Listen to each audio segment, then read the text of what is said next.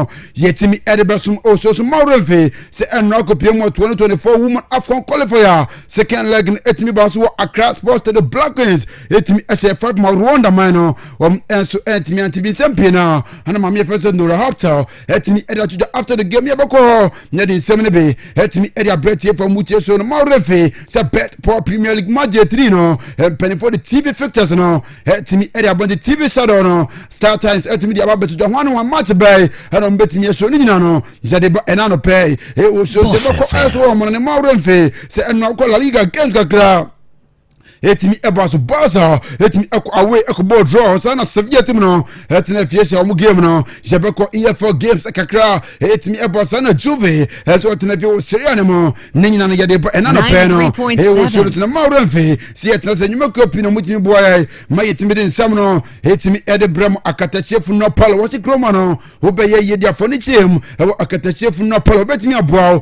na ade efe ye hu bia no wonsa etimi aka sa opra daka opra ambulance pro nda ko fa omu na free mochre esa nda na bafia ko reach market tia so ya obetimi aboa no sa etimi akabuba mfidi na de ye enkonya yetena so wo ye solo kumpo ana opa bia live man na opa for nti mo akatachef na polo obetimi aboa no sa etimi akaba mo asafo labor frostro se de okoro my ha no 0243 793 897 0243 793 897 akatachef na polo wasi ya beye wo ye ama waji eni Asabe traveling to Asabe so to kwan dia for nitem Asabe to metimi aboa visa with accommodation afi single visa ni na upebia do nitem Asabe ta empedifo betimi aboa na so etimi akabia birth certificate na opa for nitem Asabe empedifo betimi aboa na so etimi akabia mo e Bantima hajujo amo be silver crest supermarket mo Bantima infie no and it din hwe ni 0247 734 873 0247 734 873 Asabe travel to wasi yadu betu kwan na woni so ade ho no enso etimi amozu herbal clinic Dr. Amuza Bema masa otiase ne kwasa Bema no enso etimi Dr. Amuza bra wo week a reaction oba wo betimi abo afi Bema na wo no eli ejaculation Bema ho pantentem no wo ni timo Dr. Amuza wo betimi abo low sperm count Dr. Amuza wo timi eye ho adwuma afi typhoid fever no and have afi stomach ulcer ni nyina e ha for ni tiem wo Dr. Amuzu kokono odori timo Dr. Amuzwa obetimi abona niema hetimi akokumase fo no monko tafu nche so amuzu chance no amopemoro market no enkran fo monko atimota Christian village o no e primo filling station no and di hwe no sunane fo no monko area 3 mobenya Dr. Amuzu no bibia etimi akoye phone number no na Dr. Amuzu betimi no wadi nkomo on 0247 776 734 and that's 0247 776 743 Dr. Amuzu was a Bema ojese ne kwato Bema no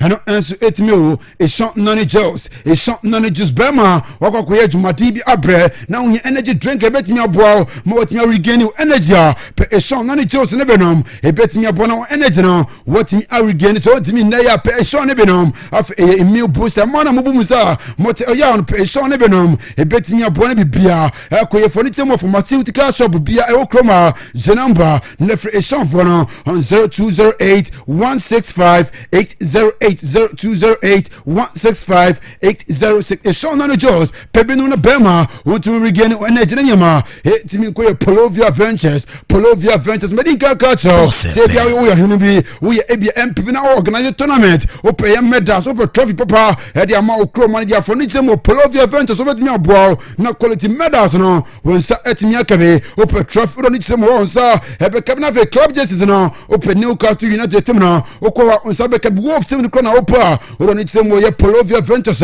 won betimi aboa na nyama etimi akoy o muton justice no o musan to timi customize ma o dia se e bia person bo tv e de good justice na tado nitem o Polovia won betimi aboa no mo di se adwuma no etimi e ma players na munya boot no unya quality boot of onitirem o Polovia betimi abona boot no wonsa etimi akabe momo okay omne foko bookshop no and the trade muti number nefro Polovia on 0548 508 186 0548 508 168 omina na so yasna no pejaba jeba besum ye dan obote yeba efisem yeba shasiam sa magia da makonwem na menya bibia me de dwodwo me bo na sa boss sports estatia me yekom na metie efuse me ni pakan a wasa metie ansa no bia tie be the first to know boss sports papa no.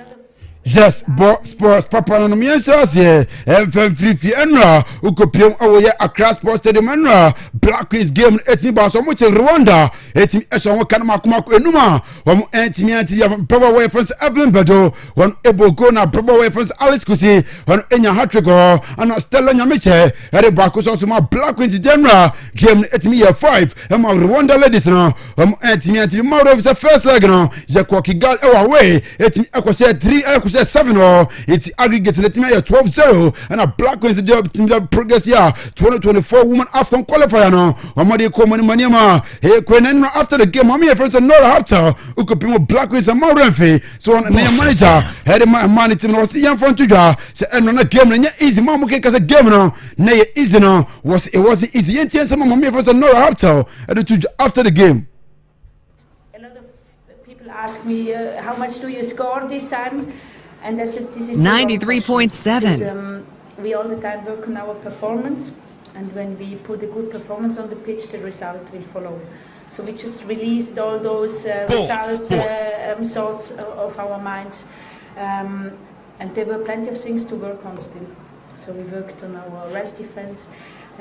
What is happening when we lose the ball? We worked on where do we need the delivery of the crosses to put it. So all the time, this is our mindset. We are very hungry. We always want to develop and proceed our performance. And in the end, then the results will follow. So we are happy. We had a good game, a good first half time, especially. We passed to the next round. So coach is satisfied, but still there's a lot to do. Sport. Jarase and mama first in the hotel after the game mama HH some more was in a game nenya easy to mama keka say be on the side and when you the 18 months in the crowd it was a pronto but my better then you etimi akwen mama buy now mama about 7 games warren 7 was 26 goals na mama no is what means and consider go bia it you call Black Queens and you answer at the moment you be to the no panel it was just mama ko bet Premier League no and my of some match day no nyame aduma Friday games in SS and na go PM start times the TV shadow no etimi da matches ebetimi asho TV no say any who something nyame aduma Friday one game boss breakum Chelsea team no ebetina fie no Accra Lions game etimi was 3 PM go PM start time betimi asho sa game no na bibia ko nyame aduma Saturday no be yi one game ano turn up for Quatim no, Ebetina Fie, normally a crowd for game no, and 3 PM Saturday, and I saw game ever to start time. Everything shows our game Nema, Team Aquina made my Sunday, be 2 games or Brekum away, a crack great Olympics team no, Ebetina Fie, normally Bebiani goes as Eddie upon 3 PM, and I saw game no, everything about to start time, everything shows our match no, now for last game no, Ukopimo Papa Shara Stadium, yes, Kumasa Sadako Quatim no, about 6 PM more. And Kerala United game no etimi aboso du ko start time game so betimi so na bi emetie for no pe no it was just mama ko weekend with games boss no say and it's the Brekum Chelsea betina Brekum Golden City Park about 3 PM no money Accra Lions etimi e dia boni turn over for kwa betina Sunyan Conresi Park no money Accra to for game no etimi aboso 3 PM and as game boss Accra Great Olympics betina Accra Sports Stadium no money Pepiani Gold Stars game no etimi aboso no 3 PM and sa game no help us to Legon City sim no ebet na ewako na omni Adriana Stars oja etimi e dia born 3 PM and sa game no ebet to the summer test ebet na Nsiachire Park na omni Betem United game no and answer what was 3 PM and sa game no was not out here at Ali Muhammad Stadium now when the Pando out of live game no etimi was Sunday no and my referee the last game ever was Papa Shara Stadium Kumasi Sadiko team no ebet na fie no money Kerala United etimi e dia born nyame Wednesday team friends the Dreams FC at na the Theatre of Dreams no money in Shortema FC e dia born na Mediama and my referee weekend we no beko Africa to game no and penny for the Wednesday answer bet na fie Akum Park no money Nations etimi edia boni samno doson enso ebroni ko weni bejina so na ye de afisem ni na etimi esie ye dan obotaw ye bo amono nsem kakra bi. Boss Sport. 93.7 na sa boss post estatia ye kom na metie efuse nemi ni pakan a wasa meti ansa no biate be the first to know boss sports papa no. Yes, bro, sports papa no go focus na veno. Jadi updates ka create my breath here for mutie so na no pedia say no. And the city mami says here, FM free La Liga week 7 na games ka create 8 minutes to Sevilla team na. Et na Ramon Sanchez e Pejon. Et mi say 5 ma UD Ameria. Et ekenemo ba ku Mallorca. Et na fie say 2 ma pass team na. Et mi tisaka na. A print defense Femi Lopez. One ese go ba ku na Rafinha yes. What go unya go ni bi hwe ya. Ko pe Rafinha go ni bi hwe na nyima. Et mi ko tie no passer. Etimi ekwa away ekoball 2-2 ho ukwa Serie 1 game enzo etimi baso ya deze Juve team no etina Juventus arena ase pakuma leche etimi antisa kana Brantia evansa Academy of Milik on ene boss ago no edema Juve team no ko ye Legana 1 game etimi ebaso lele etina fiese bakuma Rams team no etimi ese kana mi no etimi lele elusu sa game no mami ko EFL Cup games and etimi baso Morefe but before that Morefe no DFB Poker no 1 game etimi baso Bayern team no ekwa was a monster. Etimi as my boy etimi etimi SR4 a print for Eric Max Chupo Martin one enya go a print for Conan Lemar at the back so a print here you France a bogoni be an a print for Matthias Etel among the players of the Pena or what you had 4 goals now at my boy etimi etimi no pena it was some EFL games and games ka etimi to the Brentford team now etimi etna way and my team for the Middlesbrough team now etimi ko say to Esther City at a low into some Canada komo etimi ante be issue tantem no etimi ese tiri ma wo sem no et ekanema me no afeti ma friends of Pavelle et na fiese ba ese to ma swollen tantem no et ekanema ba Salford etimi ese ma Burnley etimi akwa say 4 months and Manchester niama etimi ko piem our Manchester and Manchester SC3 and Crystal Palace team now etimi ante kerimba Brantia fans Alejandro Garnacho our first goal Casemiro at the Bracos na Brantia fans Antonio Mosa etimi go back eso to man Manchester motimi win mu game no one ma etimi ko Mauro Vicente ukwa Carabao Cup na EFL na games in it was to say and about set for 12 p.m. yes Aston Villa team now Everton via Park normally Everton at their bonnie after Blackburn Rivers team now and it got Cardiff City Everton at their bonnie Bournemouth team now Everton at Vitality Stadium normally Stoke City team at their bonnie Arsenal team aqua away our Brentford the game now set for 12 p.m. on Arsenal game now Everton Chelsea Everton at Stamford Bridge na ball set for 12 p.m. on the Brighton game now and Everton that means Chelsea team win the game where Bibia Everton is Fulham team now Everton at Cleveland Cottage normally Norwich City team at their bonnie Lincoln City and so at Nafie normally West Ham the Hammers at their bonnie Liverpool yes when easy Liverpool better Anfield normally team of Leicester City team at their bonnie set for 12 p.m. on a game now Everton about 7 p.m. away now heavy way to go p.m. was St. James's Park on Newcastle United team now Everton Nafie normally Man City team at their bonnie Indiana about 7 p.m. It's a big game Everton was St. James's Park in Newcastle about Man City Nema Everton La Liga now and games in about so damage is a Bepao about 5 p.m. p.m. was Summer Meso more pocket if you agree on the team now at New Santiago Bernabeu normally last Palmas game now and it was to Madrid for no game at 5 p.m. the South game now about Villarreal about if you normally Girona at the opponent Cadiz team now and so at if you normally Rayo Vallecano at him at the ball in Valencia about Mestalla normally Sociedad game now at me was to call La Liga week 7 now games about to be at Nano Peno.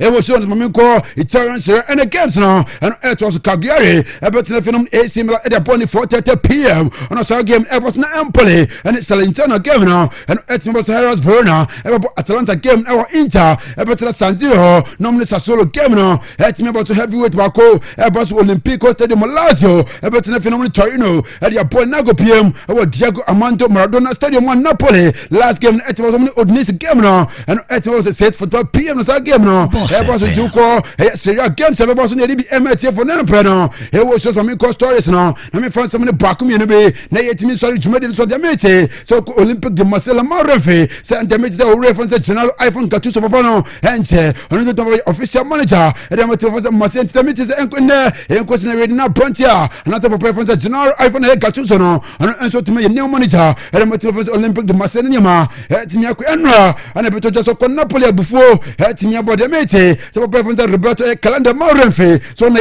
agent de ma frontier if I Victor Osimhen na papa ndaba butu say team anasa we no ombetino taking legal action that etia Napoli team nya na Napoli TV omuti post video bia no mo twetwa Brentford 93.7 so Brentford team say penalty no and now could be reference Roberto calendar CM for tuja say legal action no ebetimi akwade etia Napoli na bibia etimi akwade that's what Victor Osimhen says no uko aija demete so uko Instagram Brentford if it's Victor Osimhen no what me pictures I no e say Napoli jersey e twene otime delete sa post ni na eti uko aija Brentford if it's Victor Osimhen no want me etimi say Napoli jersey bia one ma bibia eko inter Brentford no and some get away so no he address ka create for the boy dey be etu na no pe no he was just me ko Chelsea no me for address ni kakra he free Chelsea from Chelsea finally damn it is a short sponsor no omo timia ba demete se bueno infinite athlete for no omo etimia ba jiwe na mete se enen kwesi na we de na team of the Chelsea officially no omo team announcement na timia ba se infinite athlete for no omo enable as a short sponsor ebia se bia nka ko Manchester wo de no eno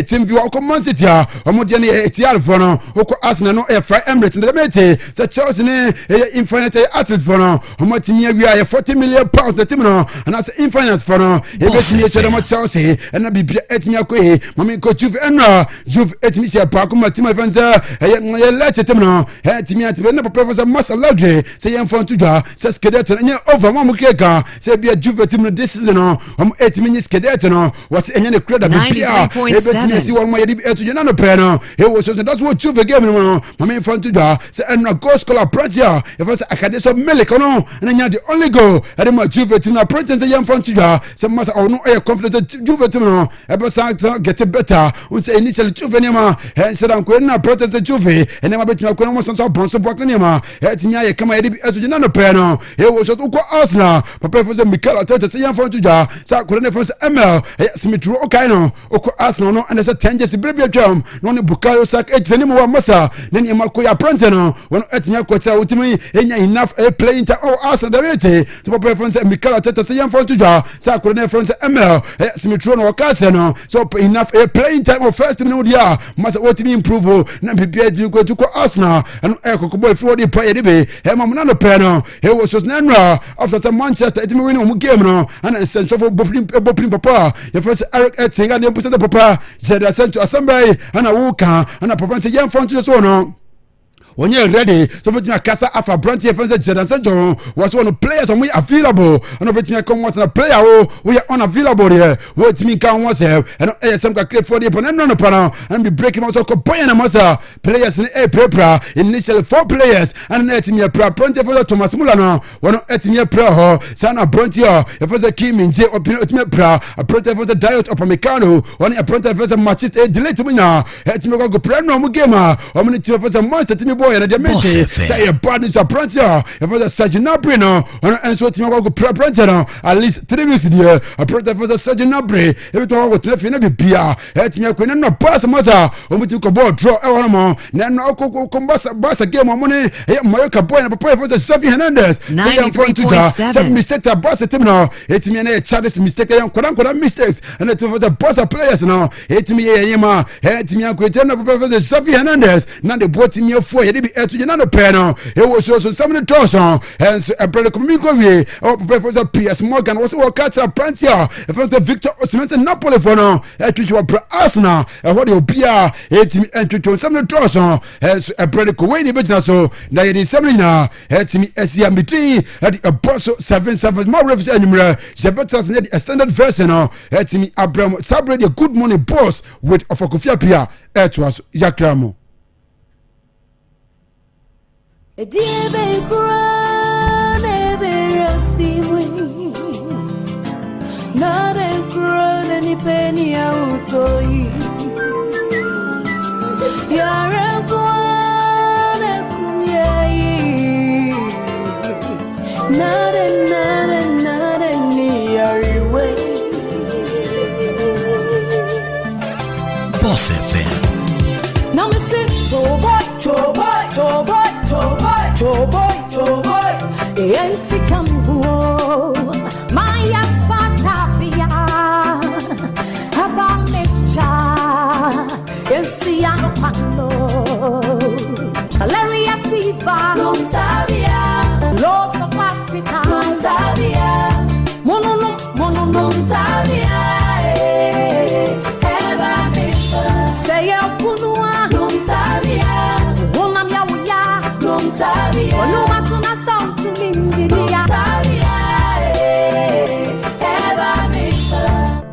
APPIAH herbal mixture. Unsunumbi. 93.7. Wonyam ne wosi egu anum. Enti se wosi egu anum nya na chese wo tutu ani wonyam adensa no. Eni gisem we wo hwa ne se obi se ho aba asem a adwumakuo ba ko pe na obetumi asiesie ama no. ACES Dental Clinic se kaka didi wosi ase wosi ananse ntokrontokura ba wosi mu a fabra yesesi etu firi mu no yebetu afirim afei se wo nso wosi edwiragu na opesi esi foforo ma wo a yebeye ne kama ma wo afei se fie da wosi so te se body su a wo de ba yebeyi ni nyina firi wosi no so ama na ye fita obi a ne se fam so a opesi ye katum se wodidi ana wonum nsuo na wosi femfem wa ni nyina ye sin mu yade a wo de ba yebeyi afiri ho ama wo wonso a wopese wosi ye fita yebetumi aya ama wosi na ye fita se sukyerema ne tie twemu an se wo hawa ba obi se ho a onfamra ACES Dental Clinic obesiesie obehu ACES Dental Clinic wo Kumasi Dichem so Willas Towers second floor room 12 0242 735697 and 0551 309512 ACES Dental Clinic ma wo se hu hia na wani munyam ano no BOSSTV. Yameni Sadedi, Finger of God Spiritual and Herbal Center. Wadabo womb, Yaribi Junior Pediana Bodana. What the noise stroke, another prostrate, hypertension, a wage wabodia, another one Yariba. Yabarusun Sumunaya Palambulate so Yarabene Fudu Maya Homukan. Munia Bain, who stroke nails in Fiahin, and Amamame, I had the demon feared Basa. Finger of God Spiritual and Herbal Center. Yet the Yedu Kawa, Homa, Wahum Bakon, Finger of God Spiritual and Herbal Center ya. Why a specialist who I was stroke, prostrate, hypertension, and a mockacon. When you are being agigagru, Rabopo man, they are my way do Nafaka Joe 3 points. Your nature can Asinia of Mampontin Road, Frayane 0557 387672 0557 387672. So I WhatsApp as well, Fafa 0245 662504. Finger of God Spiritual and Herbal Center. Nyamenesa Wamadi, Ayaresankote. When the woman near mu, when I didn't danoso, now when I braboimu at Etenia Bebresenti Onionije, Omrana Memfano Koma ready for Isaac Bona or that Gilgal Word Ministries International. I ready to me that suya to my Wabusian for. Now said to me, no than Wadi, I will odi for Isaac Bona Kachi. A radia man who to me say, on fun chichani Yamema or Bonsama Gu on Potre or Humu, the Santi, so fear by you for Ama Brabaya Diama, what that was so Daya Basabasa, who did that and swaka na wubo adwuma wo bia yenye sika no kwa ye bia na dane no me wo free pese wo betu kwanye ne na so nkata asem ye yeda ene wo mu ha bia dia fakodan odifo Isaac Bona wo ya urade difo a onfa ekomani brani urade adwuma ebrada bia eye omuni mpaibo we ye mpaibo ye bomuni oha bia da ye so abrabomu na brabehwa danse ankrofo die afa wukoda bia so eye counseling hwe na kira kwan ewo mnaduma Abbas Junction ewa Santema Pon Kwantempon so friend 0244 111245 and 0206 177431. Prophet Isaac Bona kwatwa mansa yamfa ne Bible funo femfensi a February hunade kwajedu kankan kwa wo ye hintasem wadie odoto brisi nyamane kwase aboafo nyame nipa yemfra wo odifo kwa wo yefra wo odifo frise eto apenti awurade fa wo so yimpempim free obrani amane hunumu yemwa yiko ni what Scientific Clinic and Herbal Center via yententu kontonchi kronchi kuntumpa na siapomanso yegina ne sutwa trodo abusuafo ni what Scientific Clinic abinwa yaresa dwumanu mu akosi se yare bia wie ye ne ho a kirese se wantumi ansa wo yare a ayaresa ni babia bio otonchi amankrofo wo ahinasa na wadinsi akantama to prostate cancer se ema wo bema fon anase esua wo besi udada mu bio ewo ni what asoye afa koko wo ba sebe na siyin kabone enemu yade ahodo mojabroso diabetes stroke kidney problem any sabe obi ananumu yin kabone ni tie twemu an se yare bia adi ubarihia adi wakotosi asi wadurade na wie ye ni wa Scientific Clinic and Herbal Center owo atonsu Monaco Junction oni adanse rural bank na di hwani mu oye adwuma fidua da kosi memneda anopa nonso kosi awumre nonsia 0244 087687 0244 087687 aya kai se ni watantumi ansa wo yare a ayarese ni babia bio. Your attention makes me feel special. Josen Fashion Home, Mamma Mia, a fey near Buffy, and net 21st century. Se wuko program. Now she said the uncle for share to swa. Who say yes? Dressing Guahudo, designer wears, any color combination. I am matched to perfection. Accounting pa. Nina Muno, Jordan Wupo Josen Fashion House. A demonstration. 93.7. Mitchell shirt, Papa. Sartoria, Giant, CM Morton, Tommy Hilfiger, Polo, Versace, any the Akika Hua, and one Josen Fashion House. Na say a quality shoes, Prada Milano, Giorgio Armani, Salvatore Ferragamo, Gucci, any Bebre, Afraid loafers, slippers, any the Akika Hua. Na se bani jiwas or quality watches, any bracelets, and money mema jeans, Papa, khaki, belts, a bit more looking comfortable, elegant, confident, and I feel gentle. I will occasion be as here. Nene Josen Fashion House, to show Josen Fashion House. I will Kumasi City Mall, West Hills Mall, Nungwa Junction Mall, Old Topman Building, Kumasi Adum, and I feel Kejetia. When he hello if my brother in the deal training, a bank NIB banking, or ya wholesale, SIA retailing, fresh 0244 252240, and answer 0242 640565. Josen Fashion House, and near my papa, ne border for. Good morning, boss. Good morning, boss. Yes, Afrafranto. Maybe my boots you have a faru. What's the echo position? But yeah, the girl said, Sarah's an issue when we say, no, me, it's a curse to him. Because some people are bueno. Because of certificates. I'm not President Kufuor could be ambassador. Good morning, boss. Good morning, and you could be ambassador there when you have J. When no guess, or now for 4. Alan Samatulu guess so. Now for guess how man be. Only guess. I know now for 4 with Germany. I know you know ma. I school papa. President Kufuor asadu baba ye trade minister wa ama no so ye be from Alan Cash unim abra oni Akufuor do ye campaign baako na sabre no omu kosrem Akufuor do free ho ye yape na kakakra bia ma say 3 days na ye enti there's no way abetime ye o fly helicopter no fly no do kokosi ho Alan Cash what you want know but yeah, the girl said, Sarah's an issue when we say, no, me, it's a curse to him. Because some people are bueno. Uncle Busa, suffer for some people so called, suffer more quarter. Yeah, I'm all yeah, you know. What I say, me will say, baby crown, not suffer more quarter, the cry professor, I say. Or they say, the leadership, say, or be leader, you know. Or they say, a curse to a uncle. Paunko sofuphobia on person ye bia said your party baby MPP as your so and we ba bedrei na dia wanya na sa na obi anya ati ko bi wetu akasa onya bi we die ye be kaso 90 ati me be kasa ne reservation we are. Good morning, boss. Good morning, boss. Why I did back party? Won't to me no why I did back party. One sano. And no won't to me I was yet dead work in so we'll beat them as Aranse Martinez or Danase. Men and my son is at the back party. Now who's going to me? Me and I'm the back party. Now dream painting I'm the back party. A businessman, small time businessman, 2005. They cook Kumasi. No be home make a chair. Me say no be any say can. Now I saw almost for too long. I saw almost watch it. Now you can't party. I say I not want to win Jano. One may be dictating. Everyone may approach me say, "Oh no, yes, and Kobe politics were Canada." Then when I share the way I may politics, no. Enemy say man make enemy news you are dealing with there. Say I am person name say meko a contest for MPP Sadia Obedi Mechi. Now first name is Dia aso Dia agro.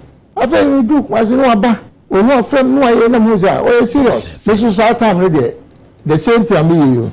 na me pe I say mrantia we move work courage ni ade no me so is me na me so no nsa e dey no call the English of the constituency the social constituency o say no free me so no nsa me ka say yenya ni chairman so that time na me join me na so party no me ka abona baso say we smart who say Alan and betimi a guiding into politics but a change no more in the so fe pa e so fe na dachi say obi boy ma onya ba bisia no nya na bro. Good morning, boss. Good morning, boss. Right, obi boy ma onya ba bisia ma enya na bro. Bring the time to further 3 minutes at 7 or 93.7. And this is Good Morning, Boss. Igusu aye postmortem fa Alan Kojo Martin resignation from the MPP so call as an independent candidate. Route press conference here, New Patriotic Party in 24 year our party as well one cry. Steven Team Chairman Kasai, General Secretary Justin Kudia from Paul Kasai,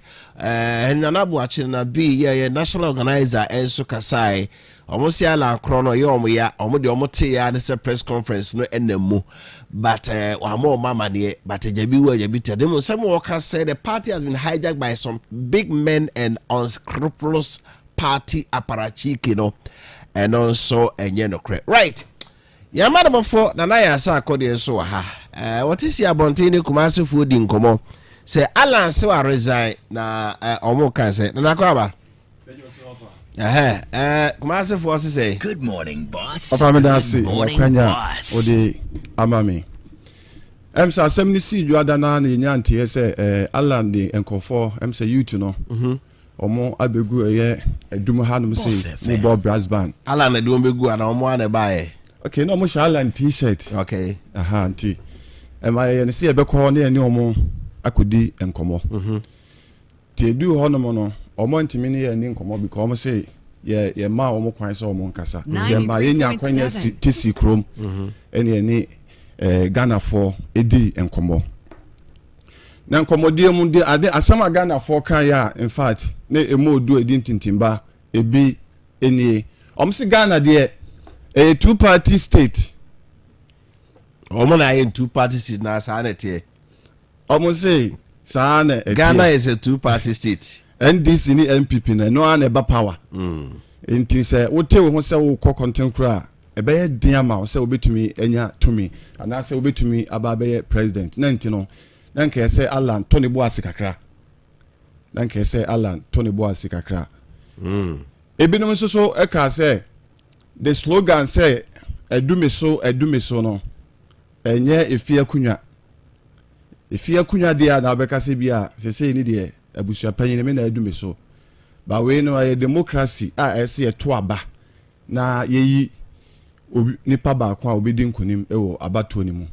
Enti no say Alan ka say edume so a ekwa bi so no oni party no ani ni ye ebinom so sa ka say Alan a benefit bebre afi party nim in fact e ba ne say contract ene abani mu adwuma bebre wo ho a wa nya bi in fact wa benefit bebre okachiro mo say onya contract wa benefit bebre nti no na ka say onya ntobo ase kakra na so Ghana de ansana watusa adamoyi enti no o ensem o mkae de bebre 93.7 ebinum so esan so eka say na ka say ne MPP mpanfo no eye dialogue ko so mudi enkomo efa ne resignation ho enso so mote ya ne say o si oko enti no eno so no omo eka ho nsem bebre ene binum so eka say ala resign no de party ni no do okay party no na omo do omo di osono echi na enye individuals enti no say alliance wo kode a omo no omo ntimi nkodi nachi ema ne nyeye esanse omo esunu kokroko amanyokro no na omo di akire enti no omo kodi alliance a enya ade a ebeyeye ena ebinim so ka say alliance anton ne hu yie boss good morning anton ne hu yie esanse mra na bawomia enam na oye campaign na all my lectures varsity ni ade no ala yantimi anton ne ho yie nti du mra na esese yeto aba no na in fact the popularity na akofom kakra afukofom kakra eno nso so ya de adi ni nya kase pa okay nti ebe ya won san koma birim ba bia onya du won san koma birim obi ala nedi won san koma birim za de winu ka se ebe ya won san koma birim na se obesa aba party ni mu ana onfa ne support emra because ebinum so ka se obetimi nso so ama omo number ne so ate se ba ebi aba se to aba MVP numbers ai ebetumi ama eso ate enti no se ono mu nyina be kabom na omo ya adwene ba ko a ebetumi aboa na nyamesi obesi wo hina eye de ya chene be chen so no enka ho ebebem okay no on san komra biem right let's listen to what he said. na so Ghana had two parties for NPP and NDC. No that I career no munya na o kaso. Am na because so we ko munya so su ka mu. Na won the whole the Ghana na bit we play dey. Na so am na emfa onai. Wa na ajene se we zan on tiase no we. Na konton kra dey emfa. Me hu se ko ba sa obi a amu hu se party ni na ni. E dey bi on so na ajene se o pese o be party ni so obi a bro. Ko senti sa me me dey to me dey. Won ko ade a enka e hu se I don't know if you so I don't know day I aba and your control oh so duru so o musa I go be mo mo control aba no so bi amusu so this lady amusu dey control aba no and I don't know dey kwa yiye obi ani the next one dey there obi si o say dey ono ana seven na tiri so asa nti ya first time modern born na ade obo MPP mo na so na so Ghana so say dey sit to ma ba fa na me dey me ha amano ka me nko ase wo ko independent party no friend MPP mo to me ni die emwa ka wo party so go man party no go man konta ro amoje yajibi wo to yajibi o ti wo party boss na de be plan ko ebe party na ya wo na ha ho ni cha sense hitwin to abano emeni panira ni pa ba ko pe na senate de be to ma no enti si atuma ba ko a ni say you the other person no ma obi so obi fi say ko independent na ka to ma so ka the other person so ko independent ka no ka do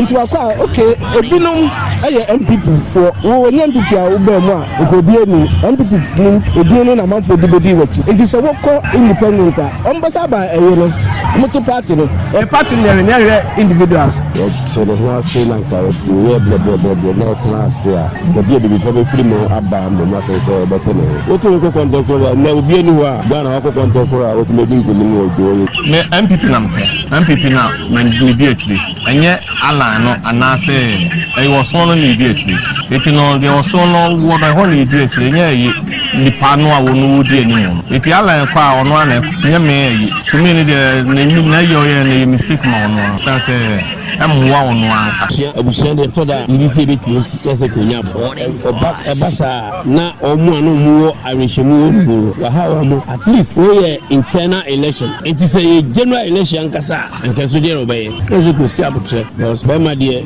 utiri gira akwo ni mu akoko ni ma na wia e for be ma so we ni nkunu no di nkugompa e je se be kasa wa ya de obe say vote bebre e be ya wonna asma metimi aka kire na empose bibi kula sikula na e ya botre nti wonu omontena se ne de ha no onka na okasa o fi party muso odi echirache nti ma we emu na bam na wonya botre kakra nyamesi so besi na hene a na tie bia obesi na now tie dodo yin sem kan I say Alan manfo say Asante Mante mu pa na odro na support no I say nipa no mkasa ide dodo no zenga unya abotre ntra party no you see say maburu bebre no me ala na widro no nyina abetwe mo offer no krepa say Alan the popularity no akofom because utie tibamufo no enkomodi a I say Vima no mo woman ne support for no mo ta na chi nyina no enama na mo tu yenti no ama omo evim na ba form because of say wafi MPP mo no enti ne kontin na wokọ ne de ebe ha no pa nya de a ebetumi aboa no ma na niso ade hu se opese obedi omampanyin no etimi abem Gada say AP yaba no for na ya osakode exclusive interview ya one Kumasi phone bi ede efa ora Alan Kojuchirmatin resignation ya wa resign ho ede so okujina se ono a ne di me party bi edim bio enra ma hu se manfo asase ye posters bi independent parliamentary candidates bi a omonso omode omho akobo ANANSE se ANANSE oko independent dia ene omonso ye candidates omonso ko independent parliamentary election wonti omode tambe boy aladia no na wodo omamu ba ala ka semi na no se nyame ya dom na so be mampani a one obia be adwuma so ye MPP NDC CPP ni o ba mrasebadwafo abato no Ghana fo ntoma MPP mrasebadwafo no na ono omo enyina be ka agbomo so etimi ayedwuma right yakoma no so ne yakodi nkomo tin semo nura chema untumi na na okaye wa me yi Alan Posters free all party officers in the Ashanti region. Yeah, see Alan enome da no so say the MPP ayama no nene Alan say ne die obi atu akohwe nkwa MPP aboa mene Alan wabe Alan nene so afiri mu a chema untumi see enome eda Alan eso. Right, Boba Kuman, Ewa Hamanoso, a political analyst and a strategist, Team Alan, any din Komofa, somewhere party penny for response over the ma Alan and Ra, and Chemaun to me so dear Wakano. Uncle, good morning. Yeah, good morning, Minia. Pachana, how are you? Fantastic. Yami dia che, Yahoyapa. Nano Alan resignation, what they a two Joanne Honsemra party penny for responded. Say wa meka bibia nkyere mo na mo ma party chairman kra ko hu no oso o bibia de din problem bia no mte ya say oso resign afi so kra de oso party mpenifo nipa bi on scrupulous party aparachiki o ma hijack party no ubia ntimi nkarasem ke ba untumi si ala se de MPP aboa we pa mena de ne hu yeni de ne no me eda so response party mpenifo de ma Alan say na mojeno anyway, that's it. Make sure with you for Kumasi for 93.7. Other places are Omote FM station. Make sure people are pay. Na, I'm say no game no start you. Until Ubia so what you movement in the shot is a listen boot. Minia Andra MPP the press conference. Na Minya Akwenya and Shebi, but Omenian Brand Shebi. Nemo me read the statement. And to be honest with you, boss. Good morning, I don't see anything in it that I need to respond to, except one thing. Okay. Except one thing. Say, they are denying, say, MPP party has been hijacked. AS3 pa, I'm paying for say. So mami wu na woto o mami ada mambringum obehu se wewu ana o mami ada and saying me join MPP 1992. Okay. Let me say yeah, some of the young Amwabano, they don't really, I'm just pleading with them to take their time and learn the history of the party, and they will appreciate consensus and KOFI Rizi. Me joining MPP, I was 18 years in 1992. Okay. Let me joining MPP. My baby used to organizer for MPP for 8 years, Cape Coast constituency. I brought one constituency. No, it's me masum MPP pa, but it's me MPP nibi. Now, what the allergy? What the allergy? This is me a member of the movement. See, movement for change. Yes, yeah, body fufu. Yeah, body fufu. It's many are teen pa. At that time, MPP na journey, you know, the values, the principles are na holding MPP no. So when MPP then, in MPP now, no bakano krepa, they are not the same. In fact, national chairman Ankasa Kotana Oman FM can say MPP now of yesterday is not the same as MPP of today. Nyoma asesa, nyoma today MPP. Udi agoko obet ma hwere wonkwa. National chairman no masam no kan. So nye Owala Nchamatin kwa no kan. Even national chairman aka nkofo mpanyifo bi ori ejako the same thing. Until or withdraw from a contest na to 4th November. This party used to be a party na a use rule of law in the Juma. Sisi ana MPP sisi ana anko binu from Nana People's Party no. Edevo from the party no.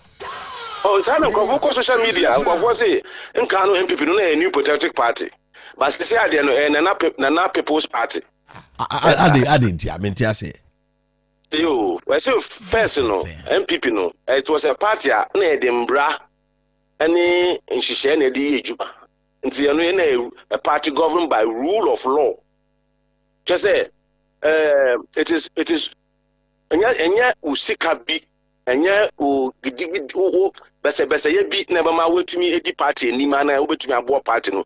Na mom so obetumi aye kwa everybody is given equal opportunity. That is the party in na ye share say joining ye. Yes, anka me mama me wan school friend you ba me be join MPP am me rise ya me be presiding member at a very young age, the youngest presiding member in the country at the time. I see. And then the Biako Yesikasem and Ameboa. This is not the MPP joining in 1992. Sisi no this MPP I must say Nana People's Party no. It is being governed by the rule of man. This party quite best because since 2007 nyina kansi mu bia kofano form no bia in the campaign man for say omampena da akofo na kanon ko ananka ala na 2007 year no party dey say debi e probi enim say onu betimi aye it how does it change say afedi o say a party of man. Okay, let me give you one typical example. Okay, just one or two. He was my mupa na Ghana for if I Ghana for some my friends say yaka party same if I Ghana for the entrench kakra party ni parliamentary candidates are more representing the party in parliament but I say pay finance minister because on no Ghana above from sa and so the president should move him or a press conference. Honorable and the appeal could be in call for your press conference. So it should be removed.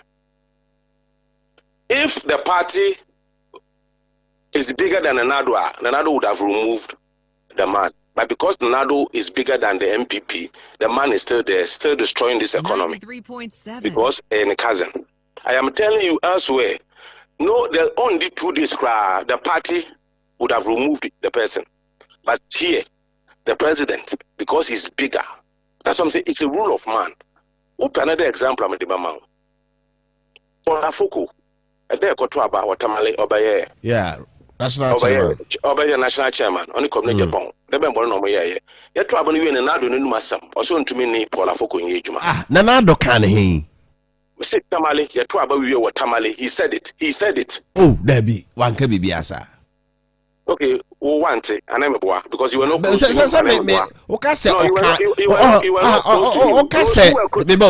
were close to him, some of them are even his own people. So say you two about your kind. I just all person be our kind. The bedroom say we are boy you. Okay. Let me check of a microphone or kind. And indeed, he succeeded. Obey Obama, national chairman. General secretary of a party, flimsy accusations.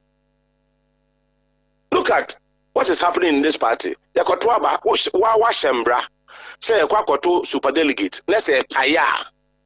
Akobase nipa 2 and 3 bi anko baako yentumi hu baako nanum SHM mienu ye bi film obedwani 4 na 5. The same process that they started here no.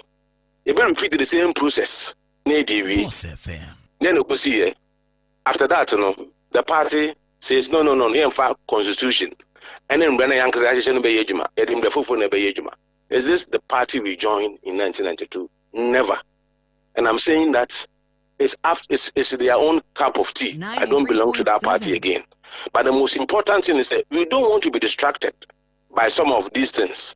We are focused. You see, what we are doing, people must understand what we are doing.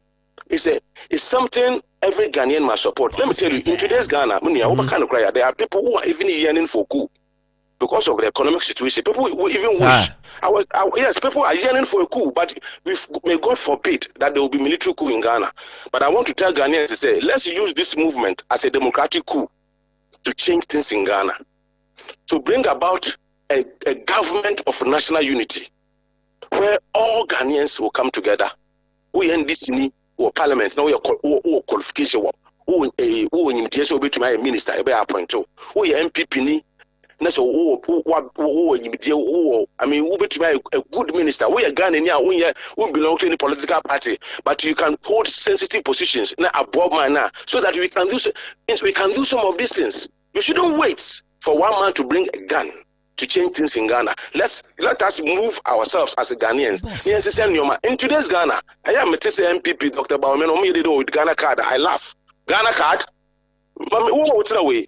Mimfa MPP card. No for Ghana card is a copy page more Ghana. Fire service. Let me say it is either it is me my Ghana card and now MPP card, you know. First. In today's Ghana, if you are holding Ghana card, you become a second-class citizen to somebody who is holding a party card, whether MPP card or MPP card. And I'm saying that if you don't change this and it continues, good morning, boss. Good morning, boss. So we are university. 93.7. Party member be chow, same pow chow. Jimleke for Hamami office, your photocopy of your membership card to answer when you Jumaye. This is what we need to change in this country. This country is for me. I was born a Ghanaian first before I became MPP. Tell us what that should be the thinking. Last, maybe say a simple question. My brother, give me time. I beg you. Maybe say a simple question. Say, who if Ghana your personal property at a company called Ghana Limited? And I will say, Obi, be a CEO for your country. For your company, over consider only per CV and in the qualification, and now what should be a fee or buy say officer crow so an officer or say what my friend qualification and in the CV. Now me say yes. Sanet about politics. When Nanado was coming, he came on the back of MPP. When Joe Mahama was coming, he came on the back of NDC. Now listen to this. When they become president, what do we hear? Nanado's government, John Mahama's government. Yeah. After becoming the president, the focus shifts from the party to the person. So it means if the person we should look at the person and what the person can do, not because a political party being in Abasa Yanshano. A company sa Mr. Mikao Sabi. Say MPP ki opinion like anything na junu tawukita adwene bi ayan papa and this is ko you bi na junu kakakra just kind of we don't have any choice because these two political parties say candidates by force say to mabako even though it say obia na junu kakakra yes I just say you restricting you too much to this political party and nothing for since 1992 MPP and NDC it takes this country for granted. Who be television? Who be radio station? What do you hear?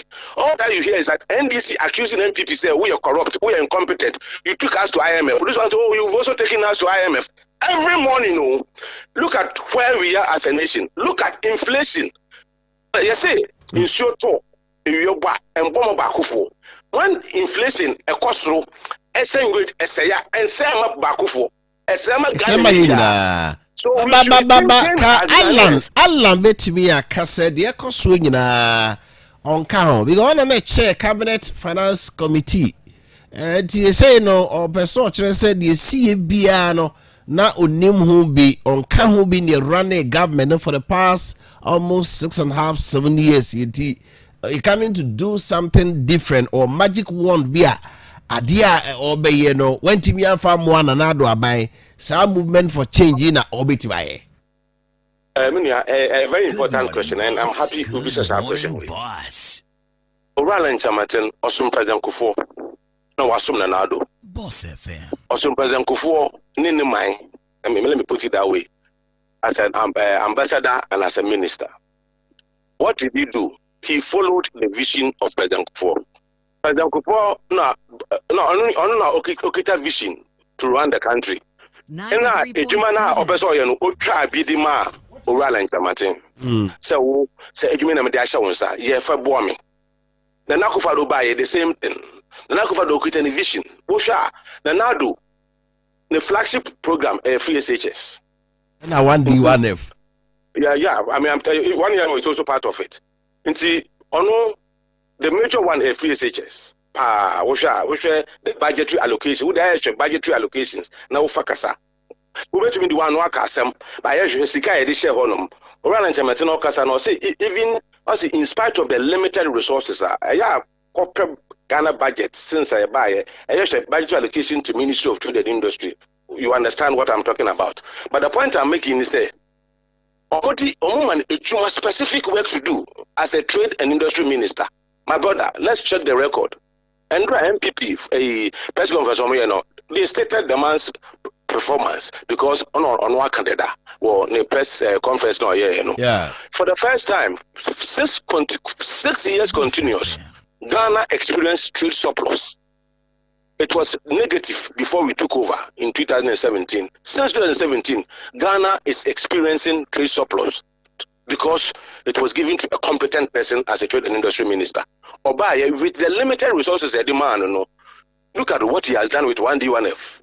Let's automobile industries. What Ghanaians don't know is that the trade policies in this country was drafted by Alan Chamatin from the scratch. He single-handedly, with a team, leading a team anyway, drafted. But almost say 1D1F in any policy. Good morning, boss. Before time, Alan Chamatin, business plan me by district industrial projects DIP. He did that for that. I think we had 130 districts or so. I'm saying 130 districts at that time.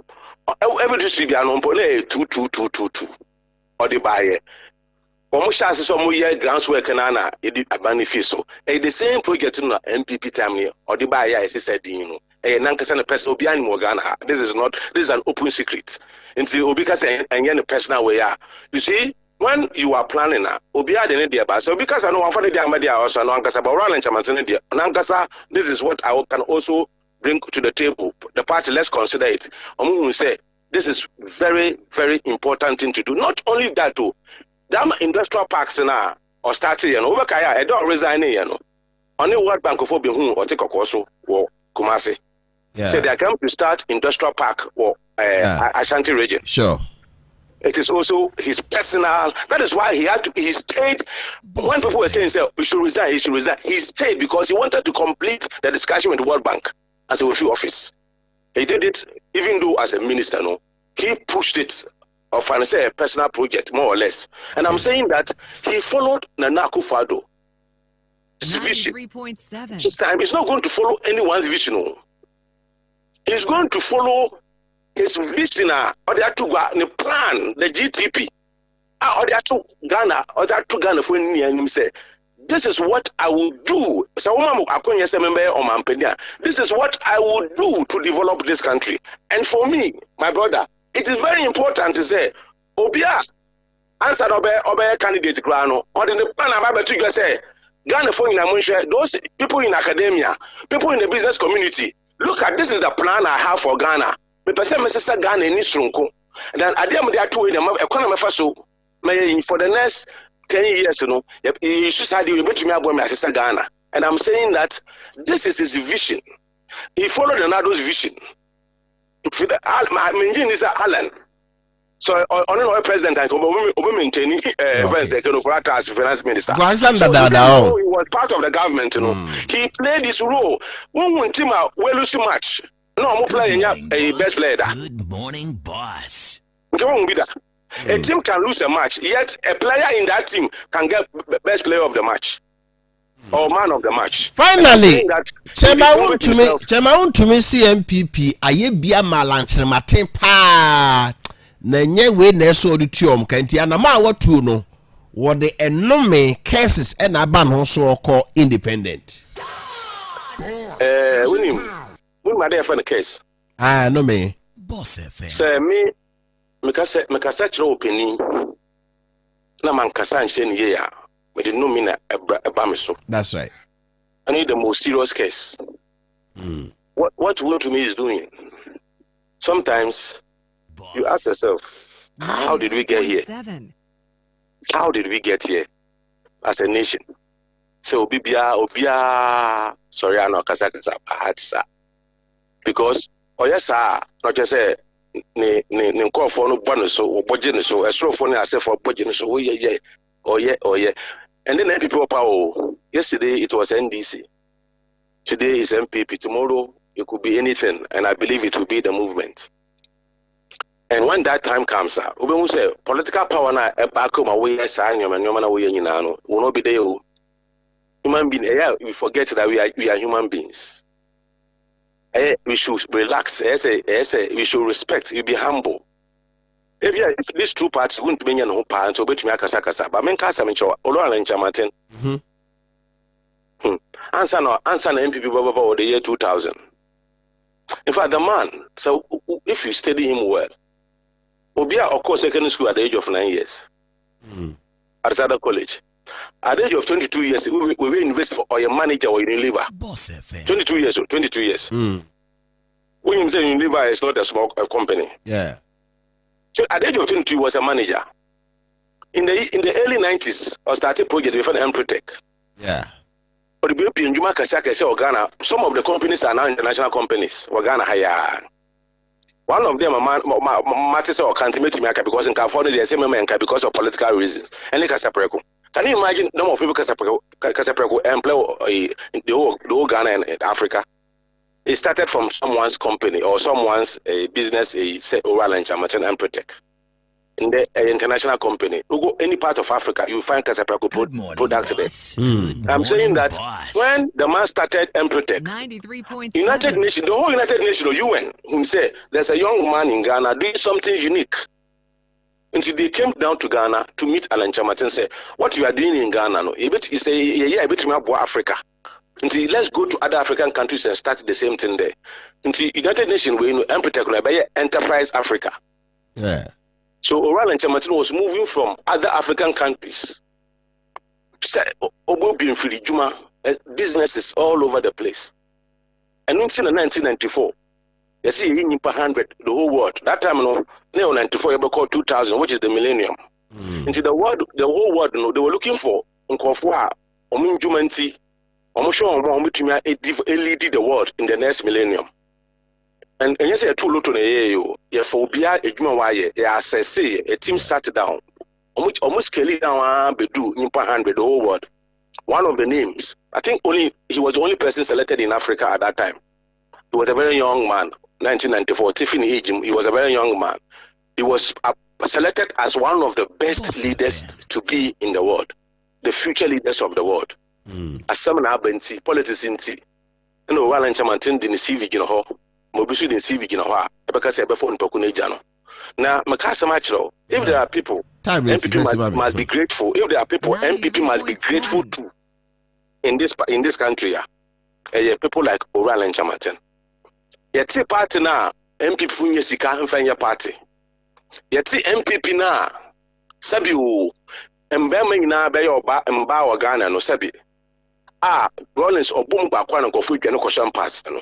People like Oral and Chamatino, Omujinaye, Akukudrumu, Musika, young executive for no, some party, no, the board party, no, so party, nothing. Because that time, no, party paying for now, business they go, they achieve it, Omujano Kwabuchi, or Mumbai, if you to go prison. You are for. And I just say, baby, this young man led by Oral and Chamatin, Alan Chamatin, as Antaman this year. Now, share we see a partner. The party won power. Now, I am a straight. Yet the party 1992. Dr. Bawamiano, 92, I'm so he was about 30 years, and I'm a boy. He was about 30 years, 1992. So one joined the party 92 when he was 30 years. 93 one joined, 94, 95, 96 one joined. Even the year 2008 or joined 16 good years at the party. And yes, I don't know, party no. Who said the party has something special? It's because the party was looking for a Muslim from the north. Haji Ali Mahama was the president Akufo-Addo. The first choice was Haji Ali Mahama.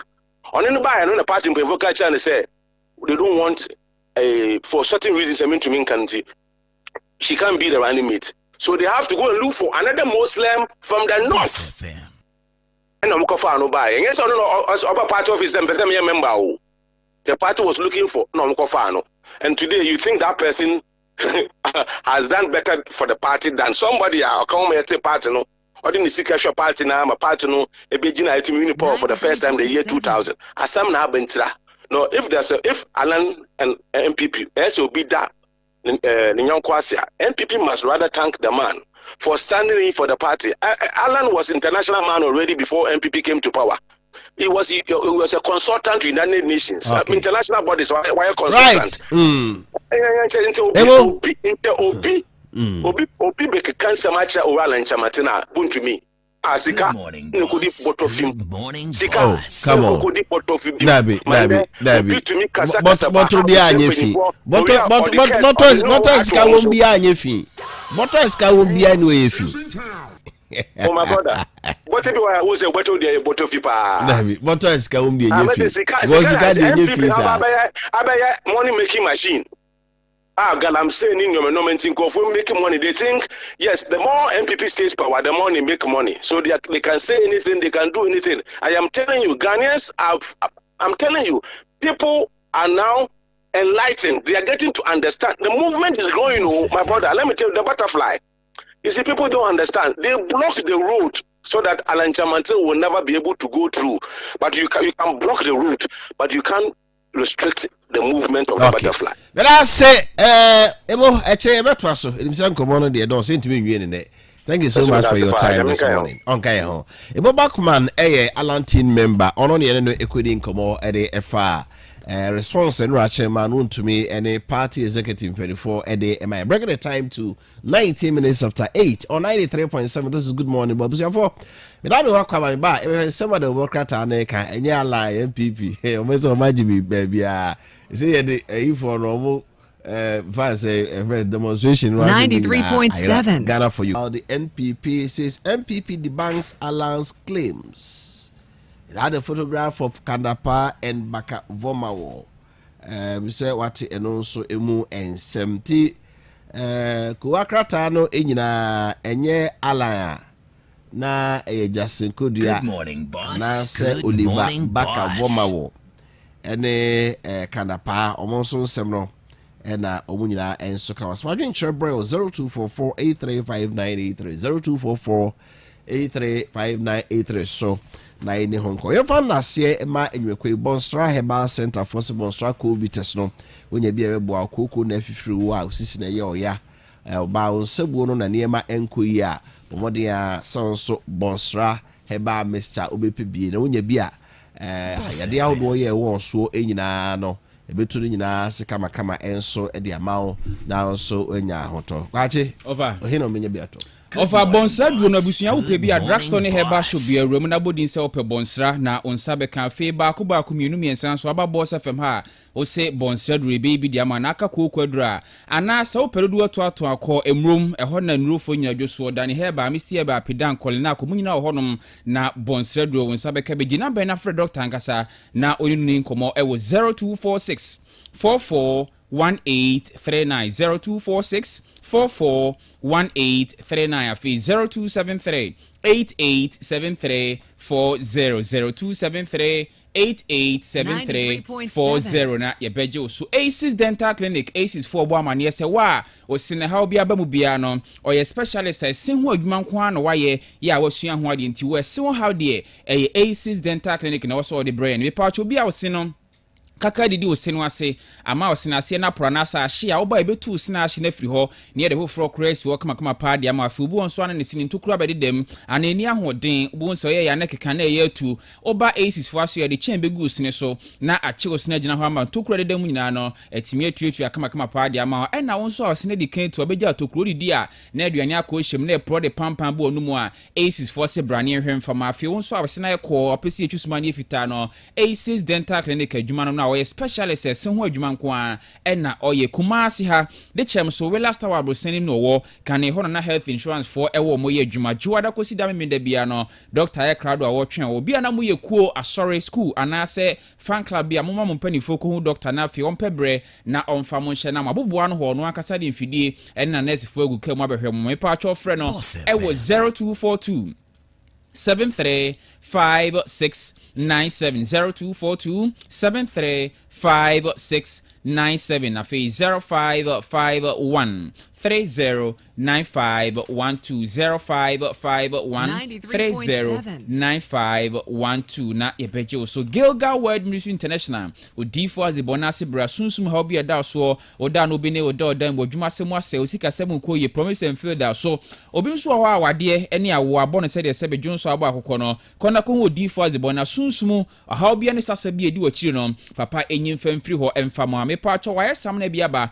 eye Gilgal spiritual soup eno haban kwa no de aye haban e wo sunsum twaka bi ti se tam ye ususumasa nyanya na ode afrent udi dware a epamo sasa bi ade free wakiri na o Bible school so ho eye Gilgal Word Ministerial College Gilgal Word Ministerial College ya mount tie afi eye free the church Bible school bi enso church Christology pneumatology church planting pastoral ethics ni nyina no ye de sesi hunu be ma na sunsum hunu mu ni sunsum intasemo a obi an chiro ne Bible school no ba odifo azibona ye krado a ode sesi hunu ni nyina e de be ma wo medoma abaz junction santima mponkwan so no wo benada bia ye mu ni mpa no pa na wotwekusi awia donko okuada ene memende bia an share council no pa na wotwe e de kosi awia donko na sabe kan frɛ no e wo 0592 711171 0592 711171 afi 0556 900042 0556 900042 Josen Fashion has open tare papa sha obaya soya on sabeke bi mema branded t-shirt Tommy Hilfiger Polo Versace Giant Saritoria ne nyina ebia e krado mpaboa so Prada Milano Giorgio Armani Gucci eba bracelet ne watches bags and so adugo bi apebia on sabeka e man mema jeans khaki belt suit obeware bema ontari abehye ne obesma fo nyina no oba Josen Fashion on sabeke bi Kumasi adum busa so top man abo sandada no on sabeka Kate and so ne Hello FM die ne Kumasi City Mall so branch ba ku men crying West Coast money no gwajan shemo so no okwa on sabeka Josen friend was 0244 252240 0244 252240 afi 0242 640565 0242 640565 nyadua heba center akofo nyadua heba mechaba eye malaria duro eye bibidro so no brand no tan eye adwuma pa ono manso asoboni bia ne akire malaria chiwo na ate odampam sisi na wutie asoma ne enkoje nyadua emrel kono obo nyadua ne nsabe kan de wa drugstore heba shop chemical shop apeso to biton no fred doctor na bia obi on fa bi mrel e wo 0270 41 7669 0270 41 7669 na ye beje so Datomet Premium Instant White Cafe eye dro e ma mema nko a wa hodo ompem kof ma wo hwan odin arefie wo so ana prostate cancer brana beje Datomet bi udin so hye benu na opatututu ansa na wadidi mepa choba boss FM hadum adro ni bi wo haje number na frɛ na woni mpanifo ni hu nkomo 0209 7515 170 7515 na ye beje so Harvest Time Cleaning and Laundry Service say we fear CAC fa ni nyina ahye ne nsa onyaba ofia ogata oputu bi brentintan washroom tiles so ye be clean ba bia won tade nso ye fia bo ne nyina no na frɛ ye beba ho ne ya be fa de laundry ne akusi atoso kama ne abobo wa de de abro nyumaku akese hotel schools restaurant sorry mo betimi de ho cleaning nyina e de ahye nsa Kumasi adum your branch back wa ha tonso Lake Road Hotel chons your branch back wa frɛ ye 0240 500084 0240 500084 afi 0506 520 707 0506 520-707 na yebeje so Boris B Processing and Packaging Limited BBC akwana manu nso de beji bi fa bon kwan eye Ghana he ya na oyem wo nti anu nso de yanka se aduane so ya beans yellow corn ni sawa se na ode afra aduane ama nkukwu nti enkwani stew bia betimi de aye me pa cho open kusua so akese do bia won sabe kan krama ne nkra aduane so no wakofa bi edi aba kumase adum poku trading won sabe ka bia fe na joso ye banthama one press before so dan de ni me santase roundabout so Unity Oil filling station ne bo ho aso ase new market mi no wo one odo Tobri bank de ni me friend wo 0544 444453 0544444453 Sellers the catering service and for program bi ahye sa yi abadin to birthday party and engagement bunyina no ye ba beto ho niam drinks ne aduane aho be die makeup sa betwe de kwa obebo cake amotwa me say birthday cake and wedding cake yan ye be cake na ma kumasi TUC ne wo joada kosi joada da bia ye adwuma fra yan e wo 0559 00 5953 0559005953 na yebeje oso bena se oyina na kwache ade efe na obokrata hoduru nsem no na ode abraye braso yebesase na edi nko na wocha ba ponsima aduanan e ba ko benefo na omudi dwuma ene anopei owura Daniel Ejini Mbuatin, former Ashanti regional organizer of the New Patriotic Party, aspiring to become the member of parliament of MPP Kwabre East constituency for 2024 election. Former branch manager of Gihol Distilleries, Oha. Titus no torso. No pay say or military training about. Gonna tell us. Rock Clement. Na face we are they have tried. Rock Clement APPIAH LPG Regional Communications Director Hanafi Daniel Sasumari, so a communication team member for the opposition National Democratic Congress. Good morning, boss. Rapeni Akwaba. Na hoye. Ready the chairman no money. Yeah. Na zero community training na. They say me then I just say military. Now say we face they say there. Say we are in for a battle. We are very soon we are hitting 2024. And we are doing what on the Menya Braira Coraggio. And you know quite elections are training, you know. And you know whom this way me say I'm in for a battle. I'm winning Kwabre East constituency and then we are winning 2024 general elections as well. Over our dead body, and everybody knows in this country say there's no better party than the NPP. At least LPG for cry papa say the NDC. LPG cry between papa say NDC. Also no realm no I frustrated in Chakra and Chebi by enfan ho. O betena fie, o bekoso atena fie. Ami ama obi biadi. What I say?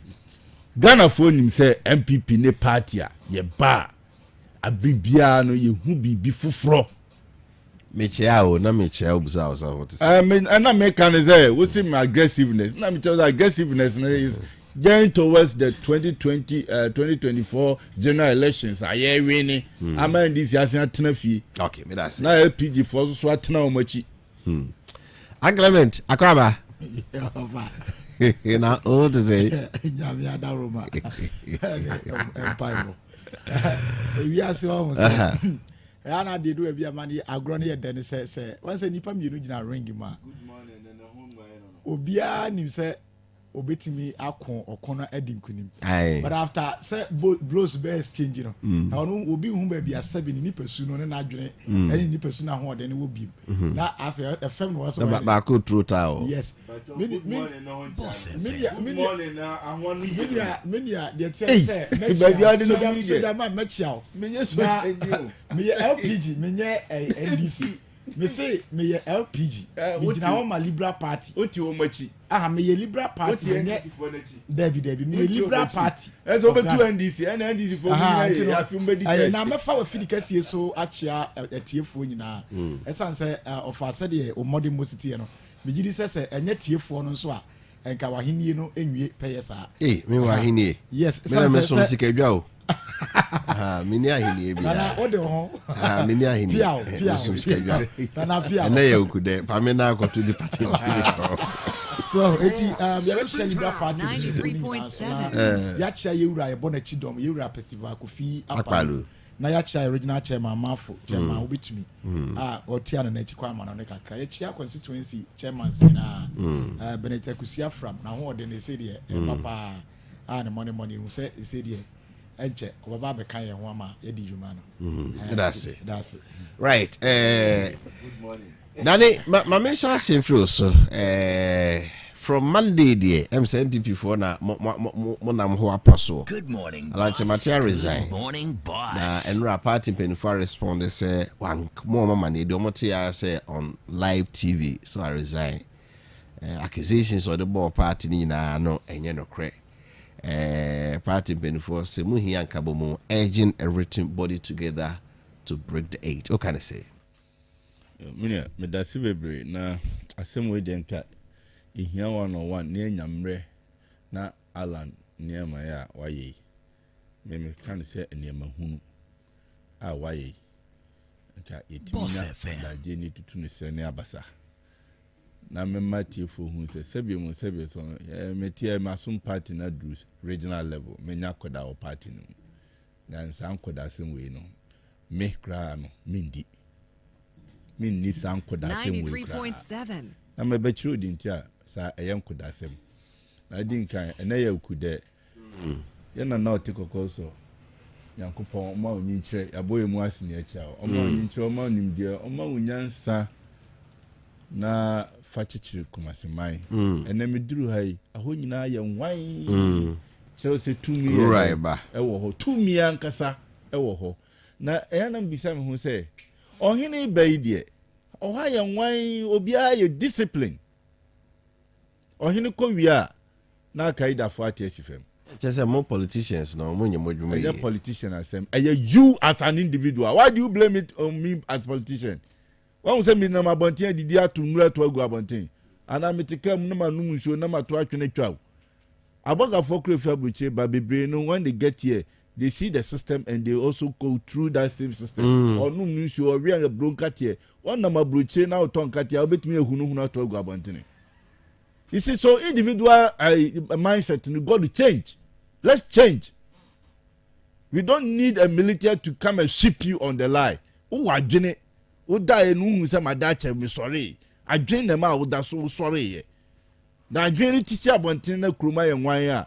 Penny free honor I will say, hey, that is so bad. And yes, say drain. Yes, say mindset na editi kruma. Na Ghana be fe.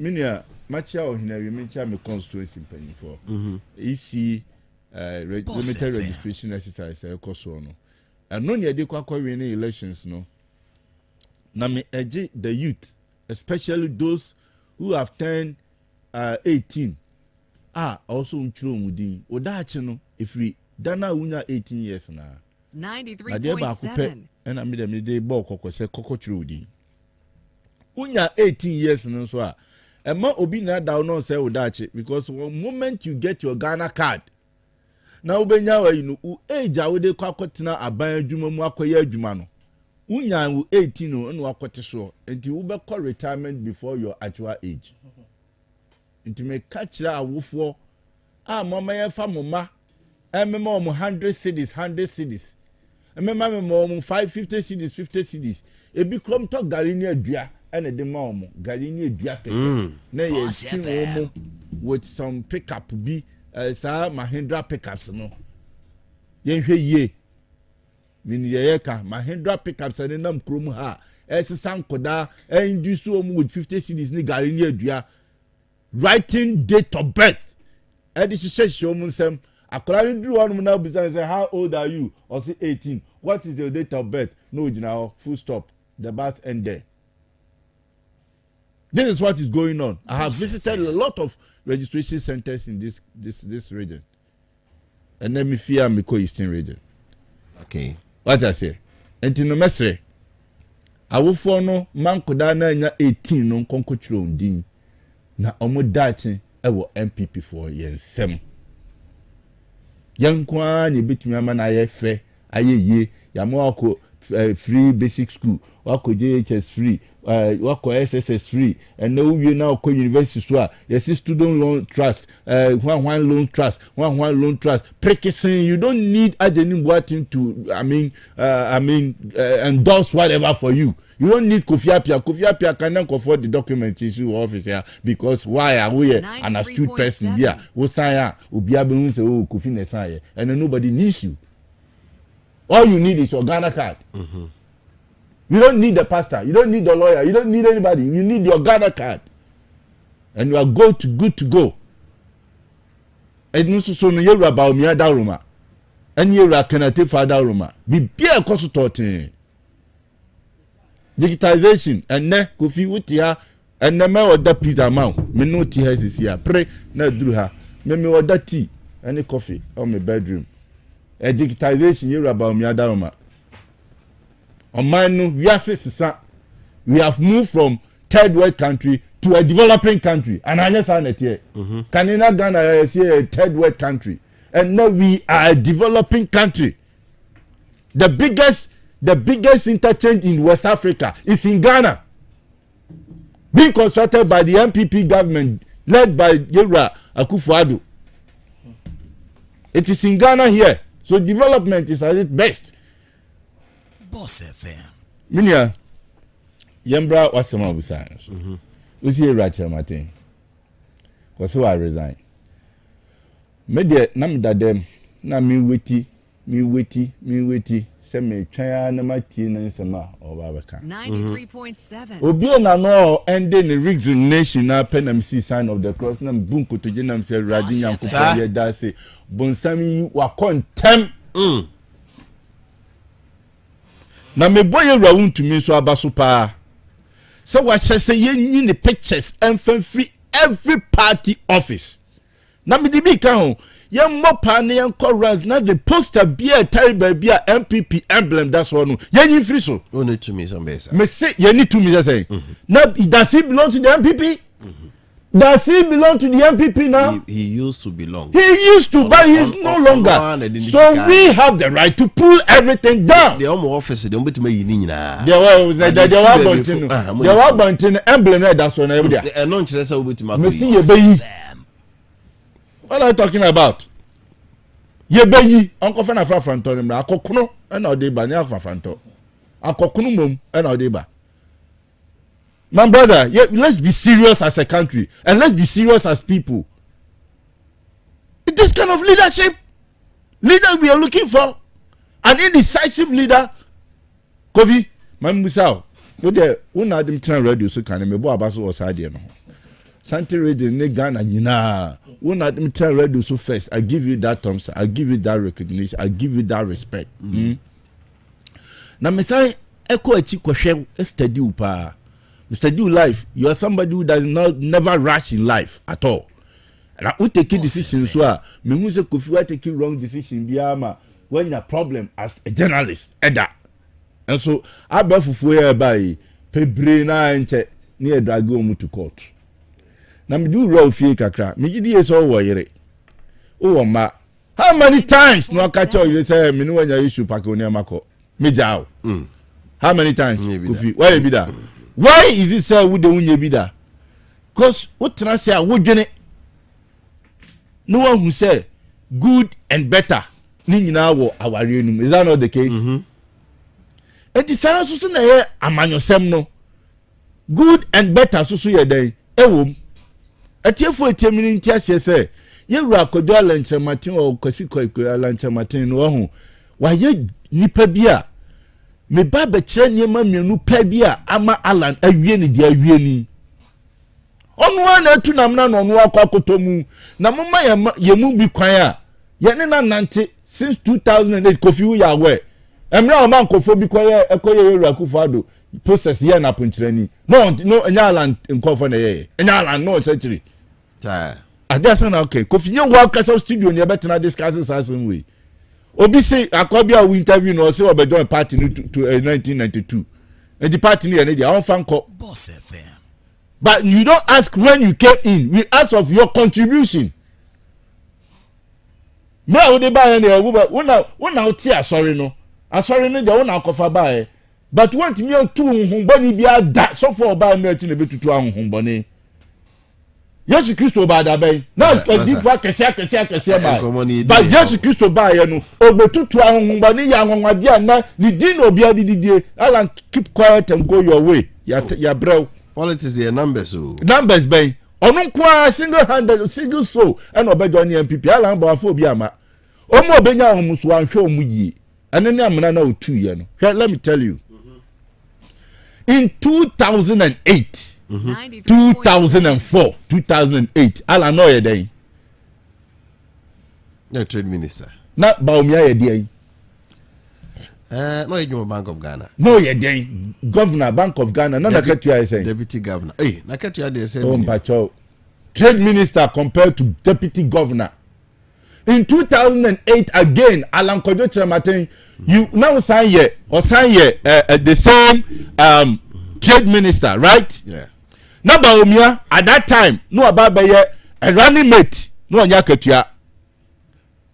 I'm comparing this because we say Baumia hunti and oja resign here was say election call here no was schemed anya za no ka monetary and blah blah blah blah blah na me kire no onu ni sika no anhwe so yie apart from say one na yiri tifia and na kosia meja and na ya meja and na ya mensa meja no ni sika sem so kra no wanhwe so yie eno wan say ya hwe nipa yie Kofi bra mami musao enne emrantia ene mabawa atudi ewura Baumia campaign chia ye nyina di akiri no minimum the island them supporting it that you know. Yeah, I've always maintained Akufo-Addo, and transferring power from Akufo-Addo to Baumia is a must, and it's something that be also the what I say because some of us we foresaw and foresee Alan's weakness as a leader. I'm telling you, tell me one single young soul. Alan, I raising war as Antiman Temu has said. Point back to tell me, nipa back to pay. Yeah, me pacho make Java same. Sure. You're sticker. Stephen Amwa. Yeah. Mrebiachem. And Mrebiachem Kofi. Do you remember you're Cobra Century? Yeah. No, he. No, Alan. And no Cobra Century. Well, yeah. I didn't see ye. I can't tell you. Thank you. Say you can't tell. But I can tell you, say, Semenu Tuanamo. Nasa be who hiawa. Nam me also hiamia. Adam for Nemuti. Since when I'm no fire on go. Ache. Ya ntemati da. Me. Me hwewa ese wa nkasa eno akra me frɛ ma fa fo ma mu no mu hwɛ eno ma frɛ ba ha di aka be frɛ on say o ya allegation Kofi me do ya allegation am to me allegation that to so me ka bibia me frɛ eno akra me frɛ LPG jenefo na hwɛ so say me no me frɛ ote Kofi yewura Alan Kojo Chirematen wantimi angrumu onu ani youth na atwa no ho ahia no saa mre no yewura jo card mo so yewura Alan Kojo Chirematen Chirematen was very powerful and some reasons system na and onu si akomatia no he also had that same opportunity in 2008 the system was working for him and a helicopter no the campaign okrum ha today the table has turned and you know fi said and the statements or the buy nyina no ni nyina bia ni hono ma hold water hwe yabu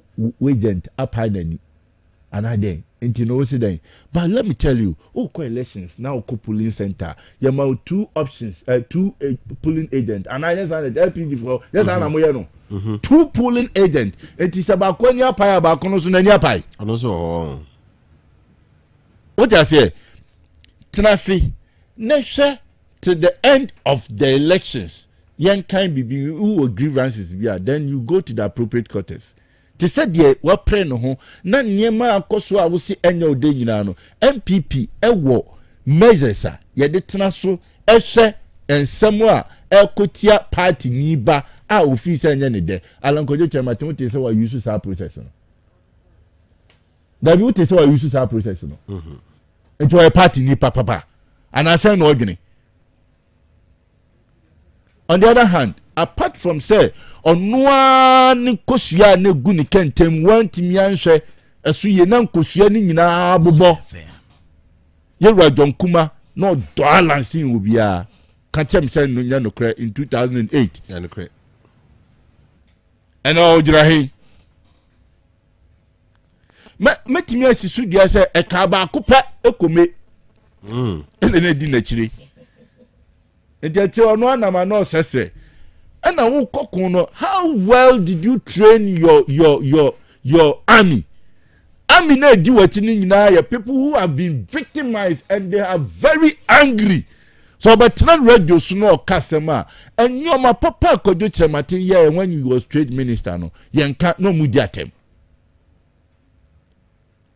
but to me ko nyankopon ni na kwese na de na ko tetem ko yen femhu na nyankopon mu offer 2 minutes out da eno na ato no okay me da say what I say na me de manu sin pa chotwen kakra I mean komra ye right matin offer se ni team na tiefo nyina fa shom team say enye wonu nkoa ni leader sebi mo se so petumi wo MPP mu a apare no hwe okay lawyer Kodia no nya flag bearer no person obey no nya aspirant no person obey flag bearer yeah kwame safu edumu wo omo anya no omo edani omo chiba party na to be obi anya omo bi me pacho JH Mensa, do you remember this man? Yeah JH Mensa okay ni pa senior minister na papa we pia bonte so okay edumaze okay edumaze do you know how edumaze fast to call the crate at the end of his life?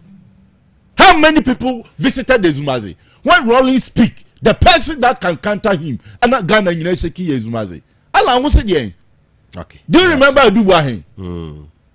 The stolen verdict. The culture of silence. The culture of silence. And then they see here. One president and today.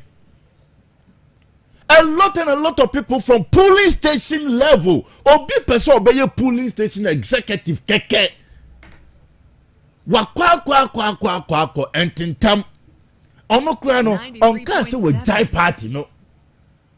Some wants to become constituency executives, some wants to become regional executives, some wants to become national executive. Yera Stephen Tim has spoken and I clap for him as a national chairman. How many years? People were saying that okra would do bodo adan ye bo national chairman kwa na de ma wana. But many do you know? I thank you, Raisi Boatem, Papa Yankopon shall say, oh, ye penny or teach to me who ye be. Oh, me program Anita Hotel, or see Mradu share this Stephen Timbabe, the national chairman. And you're Stephen Tim, your national chairman. Timerson. You're Kodia. On some from all angles. That make a challenge about it. So what Jane say?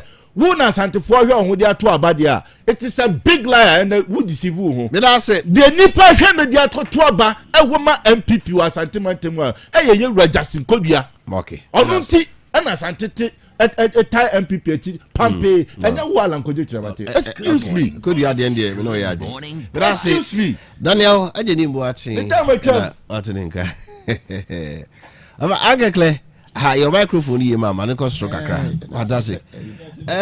Yes, every Mondays we tell some waka and the party's response to my own to means actions and then what can I say? Yes, offer no crane say the MPP as a party a lot of mistakes and I am say but what I'm seeing from the party is what I'm seeing from the party is yeah, what I'm seeing from the party is there's a lot of arrogance. 93.7. Yes. Now yeah na edipa bia I'm say wo onyini a na enoma ekọ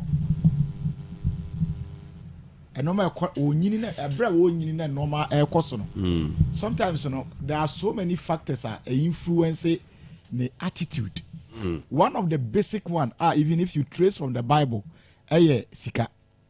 That's sika the end of the Bible. Yes. It's what I'm seeing from the MPP they say they are losing something valuable but they don't see it. Yes, because of money. One I say mini kasano and some of can for Alan when is he telling me say Alan doesn't have a number or a supporter? You see, there are certain things we need to be very careful. When him say offer and now me monitor Alan interview one of the stations, and I monitor MPP for Babe counter a press conference on me. Now share MPP for no Sabiamo. Omudimi na pa amode ye press conference. I mean him say minua ajenim hwebia. I can remember who. Omo to jumbi. Na chorus no one track bi. Me rehwe anadwene nyina. Or say we are winning to save Ghana if you we are the new anthem no. Yes. The elephant yes, is we are winning the winning symbol. You know. Yes. The keyword be we say we are winning to save Ghana. We are poised to save Ghana. But unim ade ba kwa areho ne say the entire nation had a hope in MPP. And ye to abama na nado dankwa Akufo-Addo. And na nado dankwa ekofa Bawumia ebeka so be bu oman no. Amembu no mubu ye no. Meba. Please, when you were talking out, I kept quiet. But you know na me no kasa etie from no kasa. Let me tell you. Please.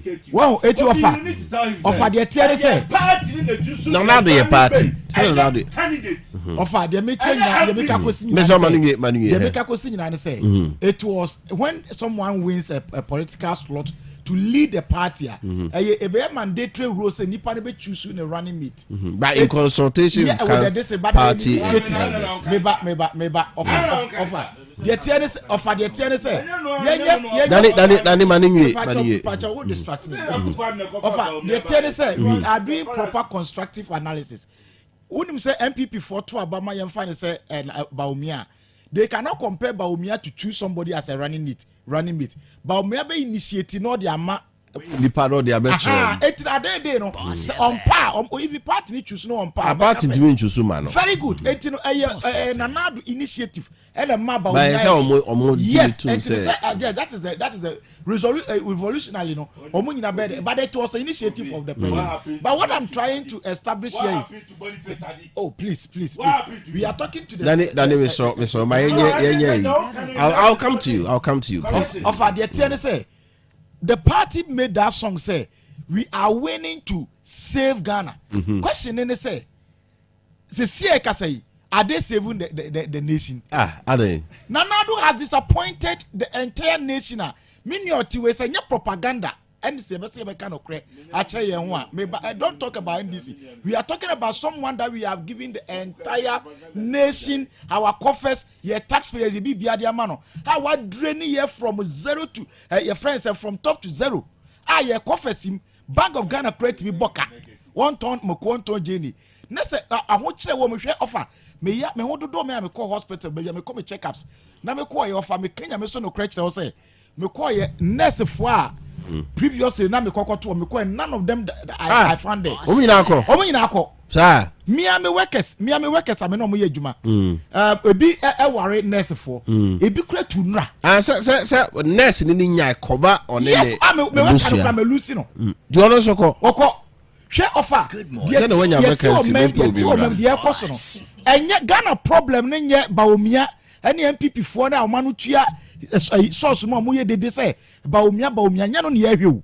We are looking for a leader, somebody like Yewura Kofi Apalu, somebody like Alan Chamatin, someone who can some people with omo your friend is the former president Kufo or attribute ni bi no wo na betimi arrange on mine no from atono Bawumia cannot have this it cannot lead this country. We all know he knows that Bawumia cannot. Yeah, bra mo de Bawumia to economic management team no what did happen? Advisory body offer me ye kind of kwenche yan say we obi our strength so we driver ni na say ye be company na say de auto driver ko ano say we so share driving as a office shomo na say drivers no entimi driving as a running ko yi a what do we do offer see asabia mo we journalist na say ti ekuo na say we ba be fa communication na say communication ye for whom should be blame na Bawumia ni rule ne say na ho ode ne say adia na ato o man na wo yesika semu banks aguguo any problems ayewo ye di esika akodu say Bank of Ghana timi koko twasika man bro so unreasonable figure wasan ko de ma ban no o push de ma no ama ye inflation akosoro ama banks aguo ye di enkrofo sika hiafo sika yarefo sika ama for bond sika ama yakwakoda zero. Bank of Ghana abokam yakwakodu 61 billion offer sa nipa we gidie be na woni mu. So MPP telling us say your friends Alan Hunin Fasoa fine. They have seen, but me I know say a simple arithmetic.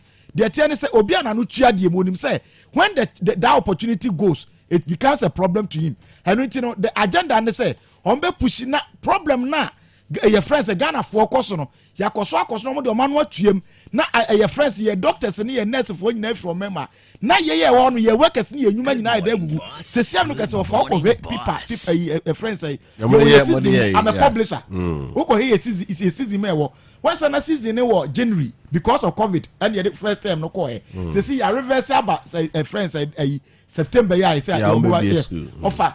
If you have time, go and check from friends printing houses. Every place is quiet. People near to 1 rib 60 grams and near ton just about 220 Ghana. Now it is 600 Ghana plus. Oh yes, I will never sit on your big radio like this and lie. Because as a phone stationalist, as I do stationalist phone of I will never lie to you. A4 box and near ton 120 Ghana. Now it is 300 Ghana plus. Where are we going as a people? Also, say, your friend say a politician, Alan, officer no man ko ye man into a reason. Yamba back to the reasons or the reason wasn't not legitimate. And a minute Kasana or Casa de Oye or outside the Bonia Wayano. Offer Victor Usuno time 79. The then president, yeah. Yes, the then president, Ronaldo Danko Kufado. One count on party barbro. I'm on opposition. US no count. Oh yes, Okahon. I don't think slogans with brother down was say Achim Mafia. We are not supposed to be lying to ourselves. Why should we deceive ourselves? It's a idea that na ye nyina will say me na me wan pipim minimum no man na ekwan pipim na me friend pipim. And again, and some ally can. That is the true picture. They created a system that's not going to support Alan. And Alan knew said, "Offer, I've grown here. You are free. Where do you are free more? What do you do? What is you? Me, I'm happy for the decision of Alan Martin because you are unim. Offer Alan taking decision be. Decision no taking. If NCP knows, Madam Anusi know. If they know, if my brother know, you could have. I mean, think about it very fast. Or see, one no unconquered party. Name mono the okwa and say he is going as an independent candidate. Now the funny aspect in say the game no do my intano. And say or say oh ye MPP ni nessa oh ye your friend ube you enim. As they said the omuketi system no say you enima. Ye be mo olusu prime minister no mano. Don't bring your face. Just stay there. We NDC near stay there. We are a liberal party, stay there. Name a true time Ghana is looking for a leader. And the leader is him. Satam no, the entire country na kwakoto aba. It will be converting Kasian Koto constituency where you and you know, who monitor say, any party can or to yana want to, NDC for to be, Liberal Party for to be, MPP for to other parties need to be. And you know, Satam no. We are going to vote for somebody, not somebody who your friends MPP for now. Or draining or mine. I don't think I'm very careful. Say Alan even 1,000 votes. Mean you want to calculate, no one calculate. Say number of votes and another do win in 2016, and you do 2020 no. Say they see drop here no. Now you got to buy say your MPP will see. Okay, me that's it. O mining you na ma That's it. Right. That's it. Right. Ora Clement APPIAH, LPG Regional Communications Director. I'm going to call Daniel Sasumario from the NDC. Danny? 93.7. Yeah, over that I'd say. No, yeah, dear. Yeah, I don't know. Vehicle. That's a politician. And MPP for no. Enya ano kasa because I don't know. So ano when ye ono any interest say ni botuma ema When I catch us in Butuma. Oh, what he say wa park VH here JC so driver team police so team so be your police no cre. Offer I can confirm you know na I confirm ni even say excavator I confirm ni excavator you need to one yeah, rhetorical question. I confirm ni excavator you need to one I confirm the so about time. Maybe I know to be two. Now excavator two. Over.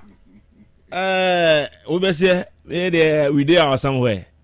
And now also no any afafanto eko. Inti ye heard the ombe ye flag bearer His Excellency John Dramani Mahama the thinking president okan ye heard niema wabeye you heard near my wabe in 4 years in more a man Ghana more hanoma with a letter of 84 billion Ghana cedi. I think it's unprecedented.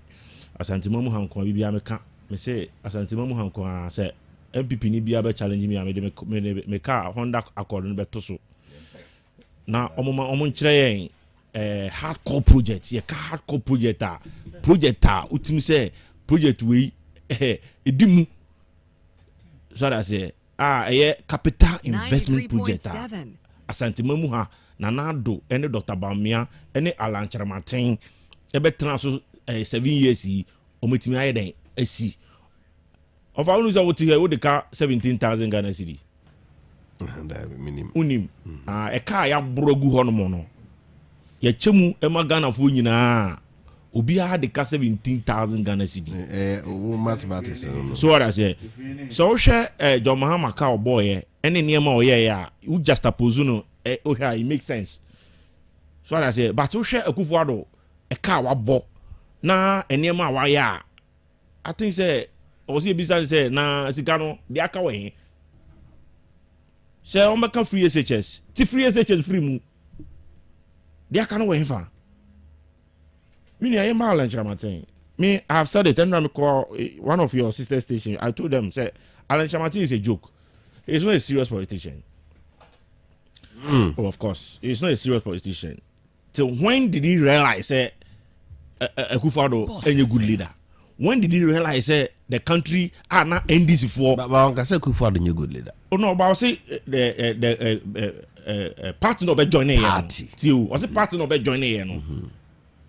I say, Akufo-Addo is the head of the party. On a leader. Momo dear no, we flag bearer. On a leader. Yeah. But MPP Montisa. But I see Akufo-Addo hijack party no. According to Asamoah, was it Kophobia hijack party and we offer Minumi on the street. And some of your and say, Sabe, Achim for night, I hijack MPP na no. Akufo to horn. On my penny for Kanye. On my penny for Kanye. Say, ye leader. Yeah, you heard na ibe huno. You lead over to my canipa boom. So what I say. Inti Alan Chamatin Asamoah Kandie me hunu how serious or yeah.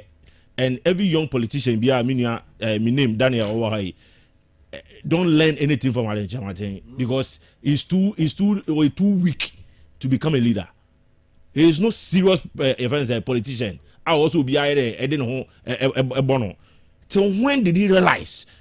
Inflation and this is from where I'm going because sometime later and say and I'm more Kasenku Bia or DMPP anyone come over through no pane Alan. Now you are bashing him so meaning Jabbian can say Alan Chamatin could have given that time because Charlie to of our TV of our mommy come and say Sami Fikra make a video recording of our mommy come and say Alan and come about now say Alan politician because listen Alan taking no, very dangerous to all of them. No, listen. The decision.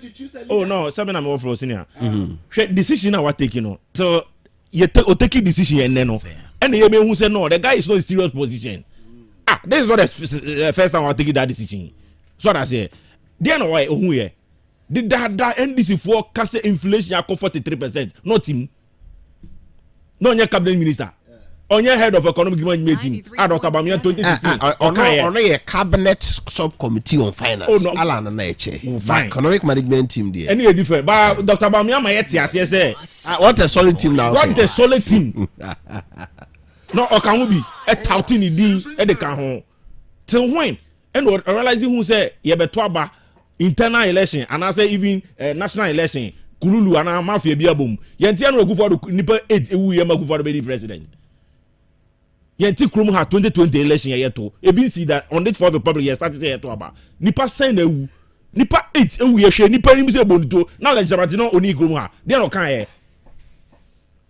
it over he onye ye he the sector ye he the sector nko over when you say every year biano our import bill yeah nko no yes CD about 10 billion Ghana cedi import bill ono na ye responsible for enema ye kraba toilet true any toothpick nyina ye kraba ba e okrum na since when that is why we voted for a leader to make changes. Okay, do you say about exactly so what I say it what new we na or no e only ye biem he has been in this country Kufuado abrabo boni awabo nyina on this for the public we started here to about fetch for a downgrade economy to the chunk state and then your currency is the whole Africa the worst currency of Africa ha okahubi and then the buabo ujane tremu iti offer ohe abrabo MPP any Dr. Bamian Alanchamatin abebona onu udwane na da ben no start so kan okre afei na say na oko UTV na afei de opese o dissociating him from his part of it the sharing government the criminal enterprise instituted by this government, you know, he's part of it. He has been cabinet minister. He is a minister for 7 good years. So any me kosu nyina kan bi cash for seat no kan bi. Cash for seat no kan bi. Corruption ko he ba e nyina no kan bi.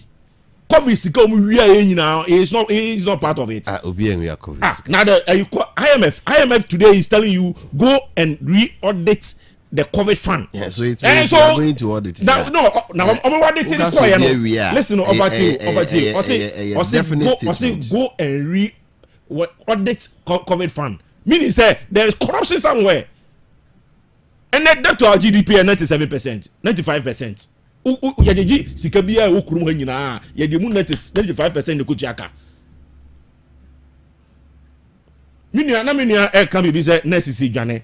According to nurses any teachers your friends nurses for any association your friends registered nurses midwives association almost secretary onu was it 500 nurses oh meba senior oh Ghana web there be Ghana web oh senior Ghana web me reading Ghana web 400 to 500 nurses leave every month. Busumi bia. Oh, beba mami wie. Oh, senior to boss na. If this is correct, fama no nkan. Of a jekai. So one day besa me show na say. Inti by eniema abrabo a Akufo-Addo abono. Can you authenticate that? Alankrematin entimi yini hu mfiri mu na entimi yini hu mfiri mu ochina. Bisia bo ma bono any investment omo de sa befia abono e zero. Omutimi yom hu mfiri mu na okan bi he is part of it. Alankrematin is part of it. He is so a serious politician now. Or say politician bia ehia no. Iti offer asema be pese me kama nyina eti ase ne say. Pesi. Omu nyina no duka daya. Nyina abro pepepe. Mi hu bi da. Ba mo de ndem nwanwa. Say you samo kasi ho. Ba umia de oba osu. Ala ne ba ya. Ankabile mu ye. Osono ankoso owo osono be boa. Isi osono akwa wo afafranto. E na afafranto no hye na chi no de ni tu. Nti say ye kase MPP egu a no correct because isi afafranto e na de akoshe osono na chi no de ni tu. Omu ni hwe de maye Dr. Bamia ye tikrum ha ye inflation co 60% organize a press conference any lecture and inflation here 42%. 40.1. 40.1%. Hovering around 40%. And now Ukra sika kituabi, Ukra sika bebre no atonema kituabi. And this is not the whole world now. And then Nigeria for next week or more cost strike. I am saying it again. Offer 750 naira to $1. Offer don't go to COVID say we are seeing now. And that is why you youth no necessarily Ghana no. Say hono mo nya, come nya go. 2020 COVID jiremu digidi. GRA AACD ne target ne revenue target 2.6 billion Ghana cedi. Tamani atu to port ma COVID amount for no. They were exceeding 2.6 billion Ghana cedi. They were making money profits. It took try na ka chem say COVID na answer ne de ma yen. COVID kwa IMF my 1 billion any who agri development my 750 million. They no be here. The only thing no be here and say see am no ka say Ghanaians mabu 850,000 Ghanaians are in severe poverty. Okay, that's it. And no hear one seven ka. That's it. Daniel Sasumari speaking for the NDC and Watson in Kano. I make Daniel Ejini Wati ho na second round not mean you. We patch your microphone. Kasem Crow. Free Sasu only Daniel. I'm the only Daniel. I'm monopolizing Daniel. No, to me the Daniel or the Sasu. Now I'm the only Daniel. What I say? Here, me Kasem Crow. Then Yanko Ponce say na necessary yan kwan kwa buchi. Then Yamiase. Ukonko to join na bompa ya then Yanko Ponce kane. Let me tell you for a fact. APPIAH monomoye 2000 born, 2005, 2004 born. But yeah, mubia wo ya tasted little part of Jerry Rawlings administration, Liman's administration. You know, we know the history of this country. I sit back there, relax, and let me teach you. Some years ago, elsewhere, John Jerry Rawlings Liman administration in 1997, 98, Cuban doctors and nurses. Nania importumba Ghana hamumbehe Ghana for. Tell me if I'm lying. Kofi when you tell me. That's why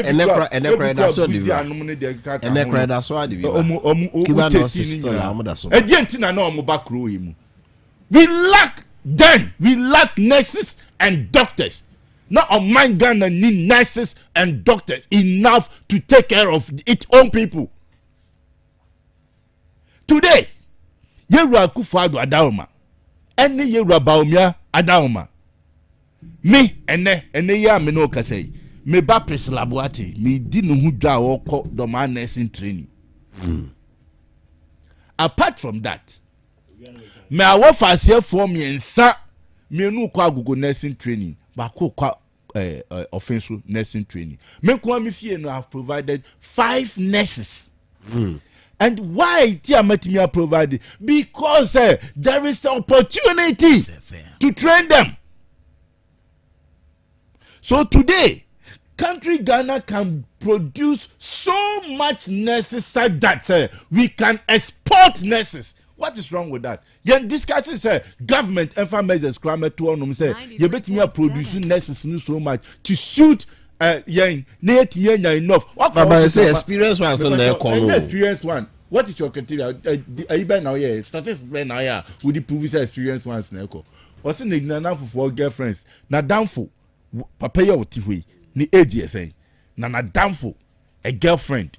And now I'm coming.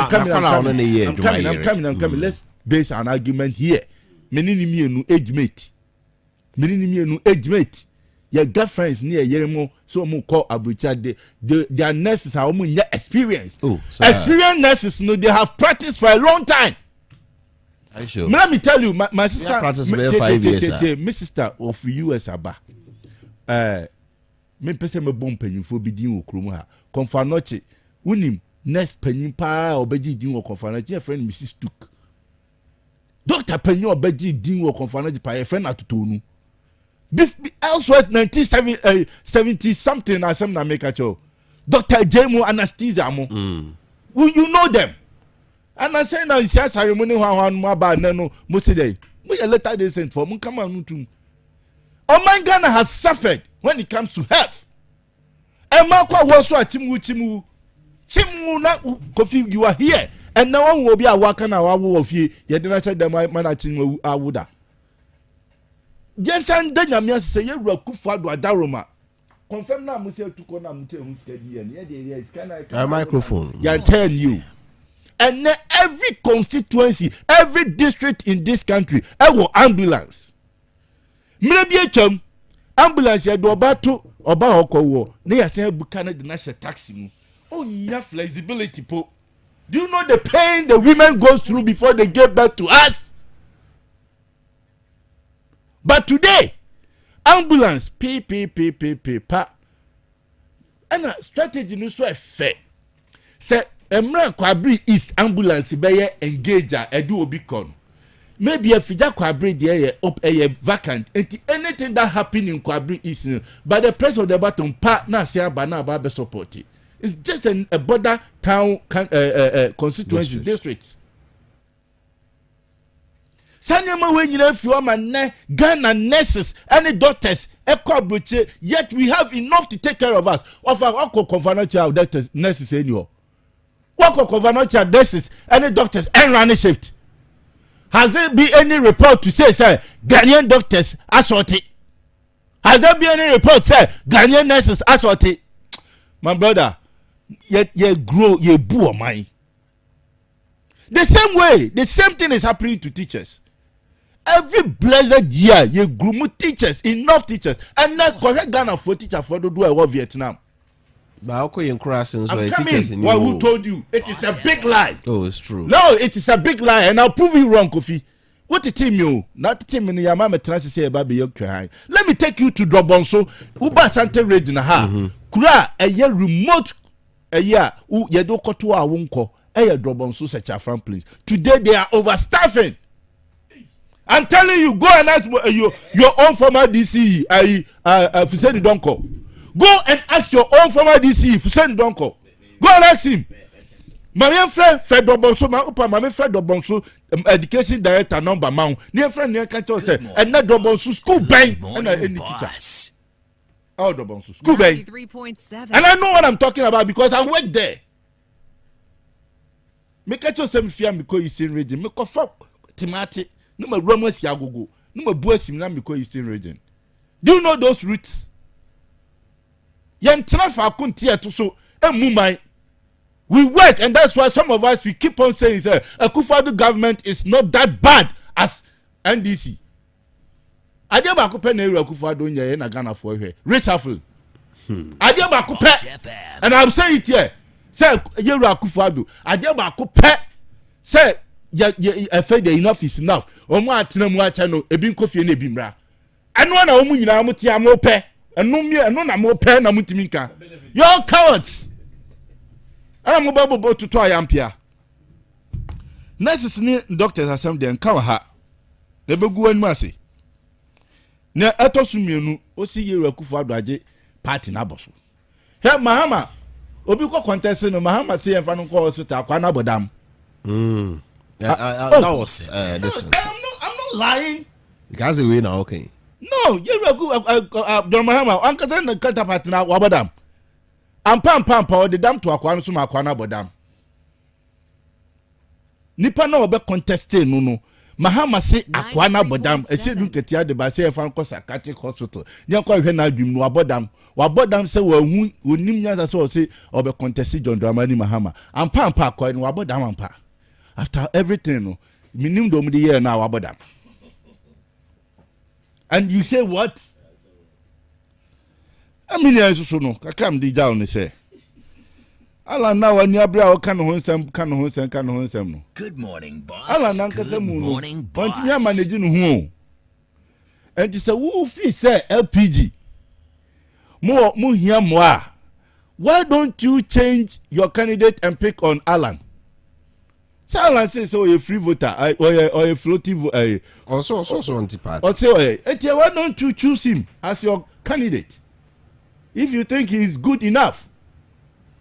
Or you can leave LPG. No, you say so we MPP. Then you don't understand. One take good time and share the principles and ideologies of the party.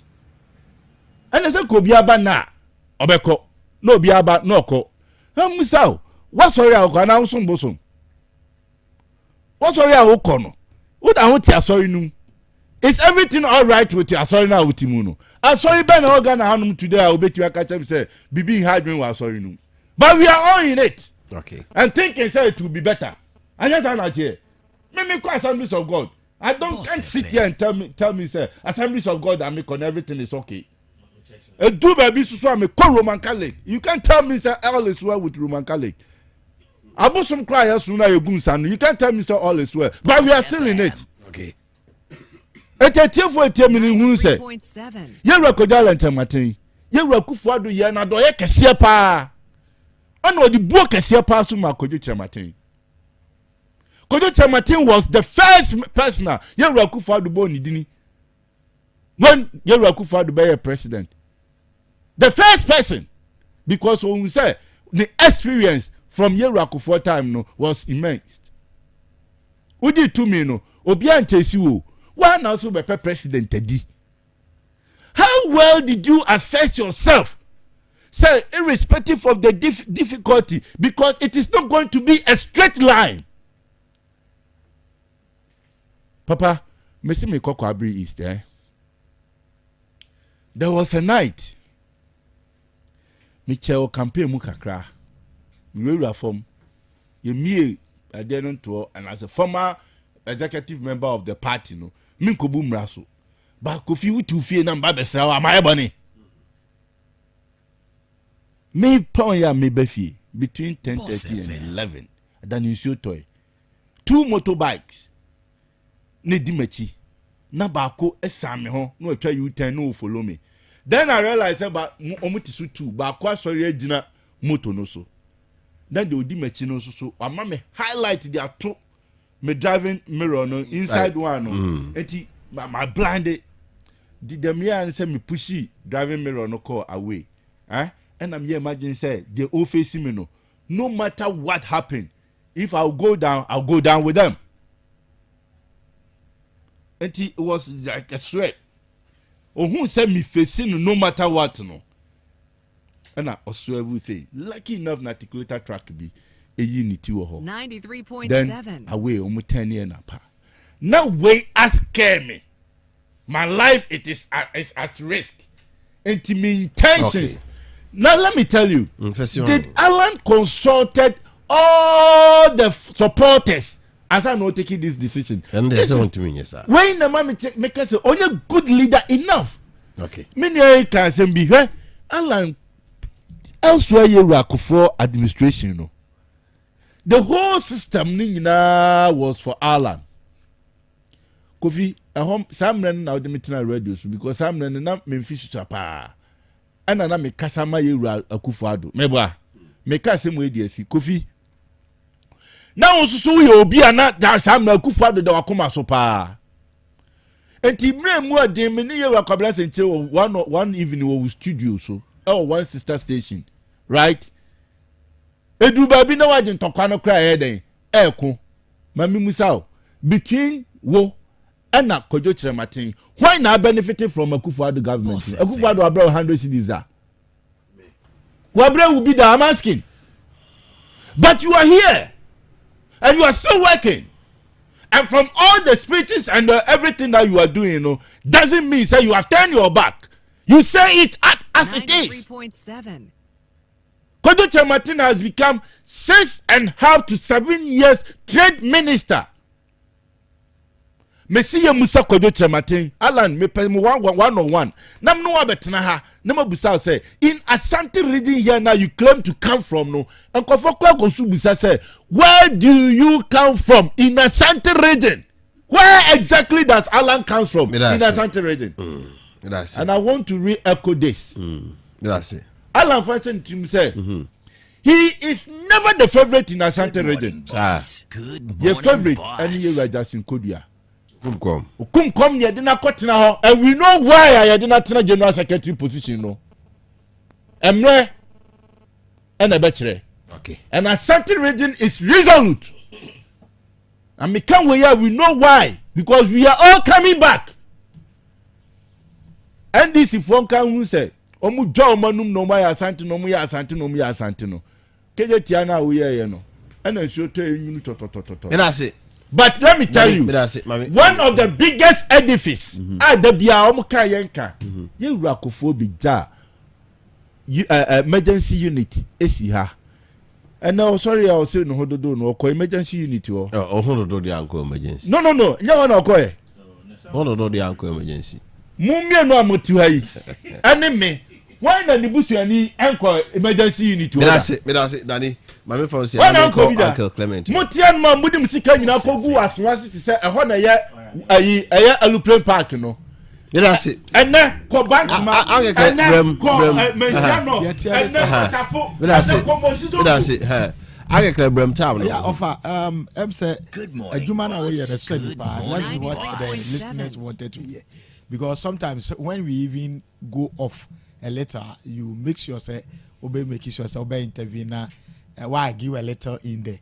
I me happy with say a bra worker Cuban doctors no, nurses no there. We quality in kakra because the team makers are say me happy say.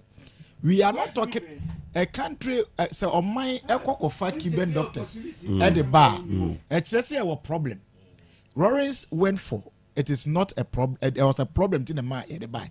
As at now, said the okay say yeah the omut the so but let's say a problem. But the situation now you can 175. We are talking about a cranial one or more day. Aha no one more corner. No menu I'm say and the MC were heaty but we heaty abroso when you would say because and some year can once and all offer on 2 and a month one call me person about hospitals that will not be fair in the here because say okasa offer na akwa say ugu hospital bi adwuma and also obi yare kra na say over radio so say hospital kromu that is not a good way and a professional way but I'm saying it in general say on tie the American you say man kasa me girlfriend as me say even me am own workers me work our worry nurse ni because say oba na ekon wo the be man so akwa malusu me so ba be lusu worker me chief operator Ghana fasa. So na de ye kan offer enye ade ye kan di abro ye kan di abro e different say de ekoso o mem ha say no e very big problem I mean you say onima already ye e very serious say Ghana decide say ye tete nurse fo na ya de o makwa o mine de o makwa outside ni akwa nyeska bibia frima bre o mine a different case and no one we are talking about a nipa or more casado mope a facilitating a free or mainum.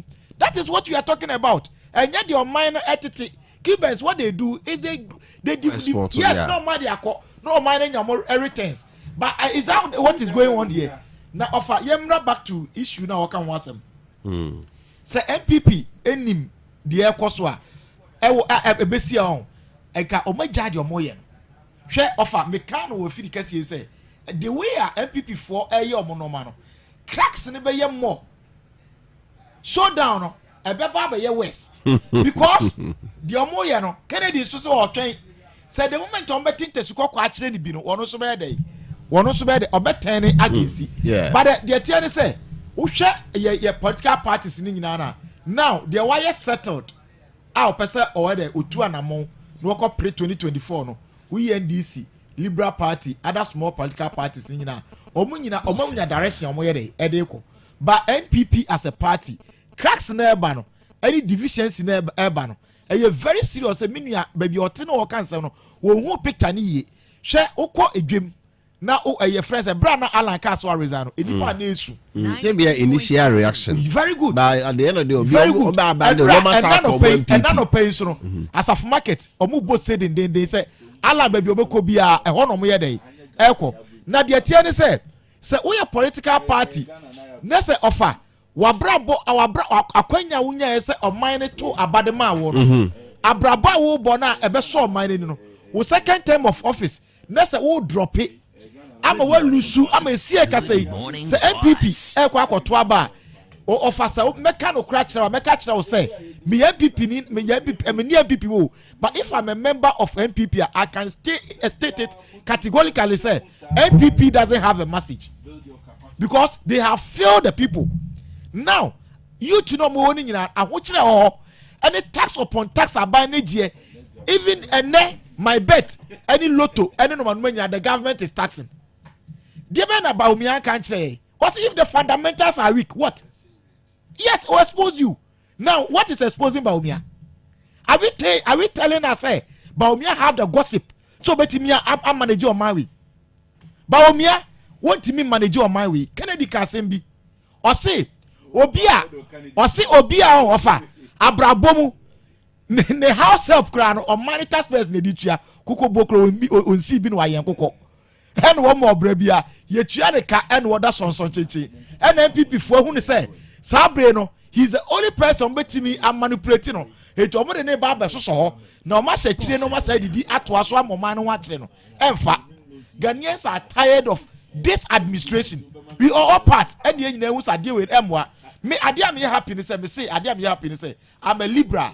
Me o liberal party me hwe liberal party ya ideology adabia me ka say Yewura Kofi Apalu na ni so ade hunu ene ne normal way nyina o de toto former president Kufuor ho a there's no doubt Alan with the same origin Nanado Dankwa Akufo-Addo he doesn't have that origin enu nti o hwe na mammo ene bibia it is nyame won nim won ade ni nkoyi na mo no want me nka me na me ka ma no oh yes sa won wo koka e be yinadi on a system ya create to yeah one person Ronaldo on your reshuffle for too bad me jenim ya bema won ka bi o mo ka na yi o madi o pa won ka bi enu ti me na me ka ma o na me ka ma na say untie because we offer yeah wa ha no offer we are speaking for the masses o yeah research yeah ready e koso NDC now NDC is the smartest political party before Then this is say Baumia and NDC before no money said Baumia and Omoye day. The reason was that Omo is a system na Nanado Dankwa MPP for na create atoro.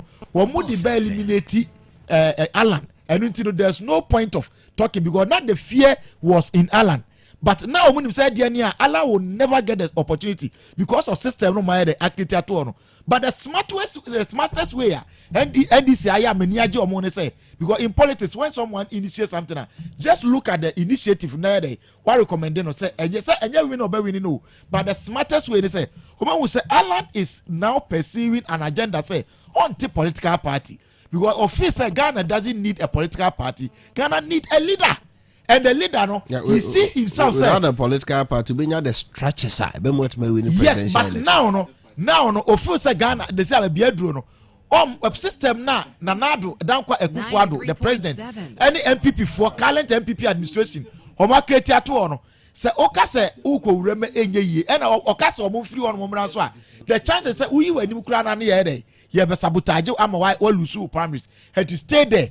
When it comes to the needful time now. Aye to abayi president na the leader na go for NDC ehun say e ho no so man sase anye Alan ho adwuma wo no so a eno so be de e be kwa kofa problem right there abro that is why they are going into that direction but MPP for na omu nim say we lose awie your friend say 2020 kura oti akonya so no you minister MPs kura we lose awie ama for the first time when we be a cracks akoda and after 2020 ne so no when timi anhye no ma brabo pa ebema Ghana for who say who on the pebi or the mind who deserve say yebema continuation no when timi anya saade no na say Alan ifrim na wasa akote wate no ho no wasa akogina ni amanfo who say we gina no say one vote crab lose now so on value then you are not serious as a political party okay so because here liberal party there here Alan said your kind oba ye pe wonu akọ eje nim kra hia no and I said na betting so betimi akọ sir have na ye duma eti no de tia ne say every person bia ehu hia what can say me fa soro of me I will never go to church a church that will give a definite suspension to a member because say we are sorry na say o say o ye o twa akra na say offer obi yan fun so no wantimi antetena ngumu na shepu no na say we man the definite suspension na say akogina bonte say don't broadcast etwe akra then you are not serious as a church. I don't think I always prefer to go to a church that will groom people because say me nyare aka me masoro Bible say the onyare hia yare sa I don't think me kwa sori a obesa me yare ni onya buta sam yare ama yare se me sitie bia no Wasamia met me okay. About the standard. That's when we go to church, that will give me a definite suspension. That's it. Uncle Danny. I mean you. Bacho. On say na me bra penny me name Kasano. You see up to now I go for into me in pinpoint what they be able to do for the Ashanti people. Ashanti Mamu had 2020 election. Ashanti Mamu kwa mo 1.7 million votes. But so share a near ma Omayo Ashanti Mamu Hanoma. The whole region. Me say e be Kwabre. The whole West Africa area omuru there time pan Kwabre. Ndi no oba no. Ba be ye Kwabre. Kokomotino. Yes. So one never tell us say. Iti meba in 7 good years I be tena ba mu ha. Afi no had me say Kwabre road ni nye. Nti no o ba be ye. Nanado meba oh senior oh mami ka say tam ni ho mami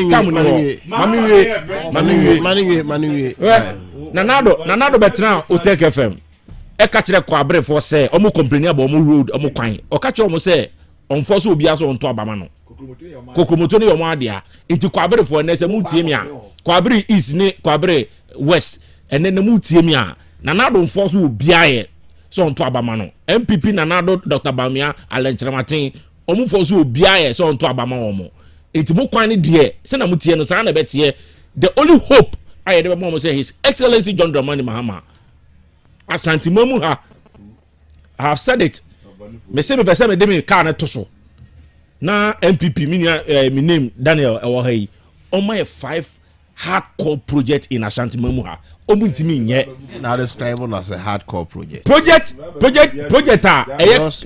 Lake Road mebao capital no mebao Obuase road meka capital investment project a hardcore project say kejetia maternity block yes kejetia maternity block Kumasi airport yomuka na airport kai even say phase 2 Central Market eyomuka enyomuka ubetra no beka pokwasi interchange nyomuka obi na block obi na ekwanyi ska na beto na ojama na obeye enyomuka ubetra mu nya hwe obetra ha no atose ka bia David na Ghana and develop that is the point no because this is a tour no bi kura be ya beka say I was ye baby ya can ye project na before na ye tour Osi Mahama beboka and I mean sure say e kana Mahama boy no odi yewe usu ka oboboy no okay of anami ni eka about nurses for teachers for say omo ko no enye nurses for nkwa na ku teachers and experienced doctors doctors they said that no even now teachers me both doctors the end there yes but teachers and nurses there after COVID and I make sure say Europe America are in dire need of this. They are not going. No, listen. They are not going because Ghana be PBO. Who tear report very well? Or say they are going because of the bad condition now. No. Always. Oh, senior. Always. Let me read to you. Paragraph 2. Always. So be a nurse of Ghana. Now na ketu ya to nurse or abrochi ho a enso so ye dem pa. Can now more kwa ending. But after COVID did this country is a policy you are we a teacher now you nurse. Senior, Caneno, now omo condition omo complain here. It no more kruma juma for the no because according to omo secretary nurses and teachers nurses no according to no also 400 to 500 nurses every kromo hanomo every month. Every hako, me no ka say, unu say nurses and teachers allowances around. Omuka ho asem no. Yate so. Omonte so to speak. Oh, daddy, omonte so. Why a realignment?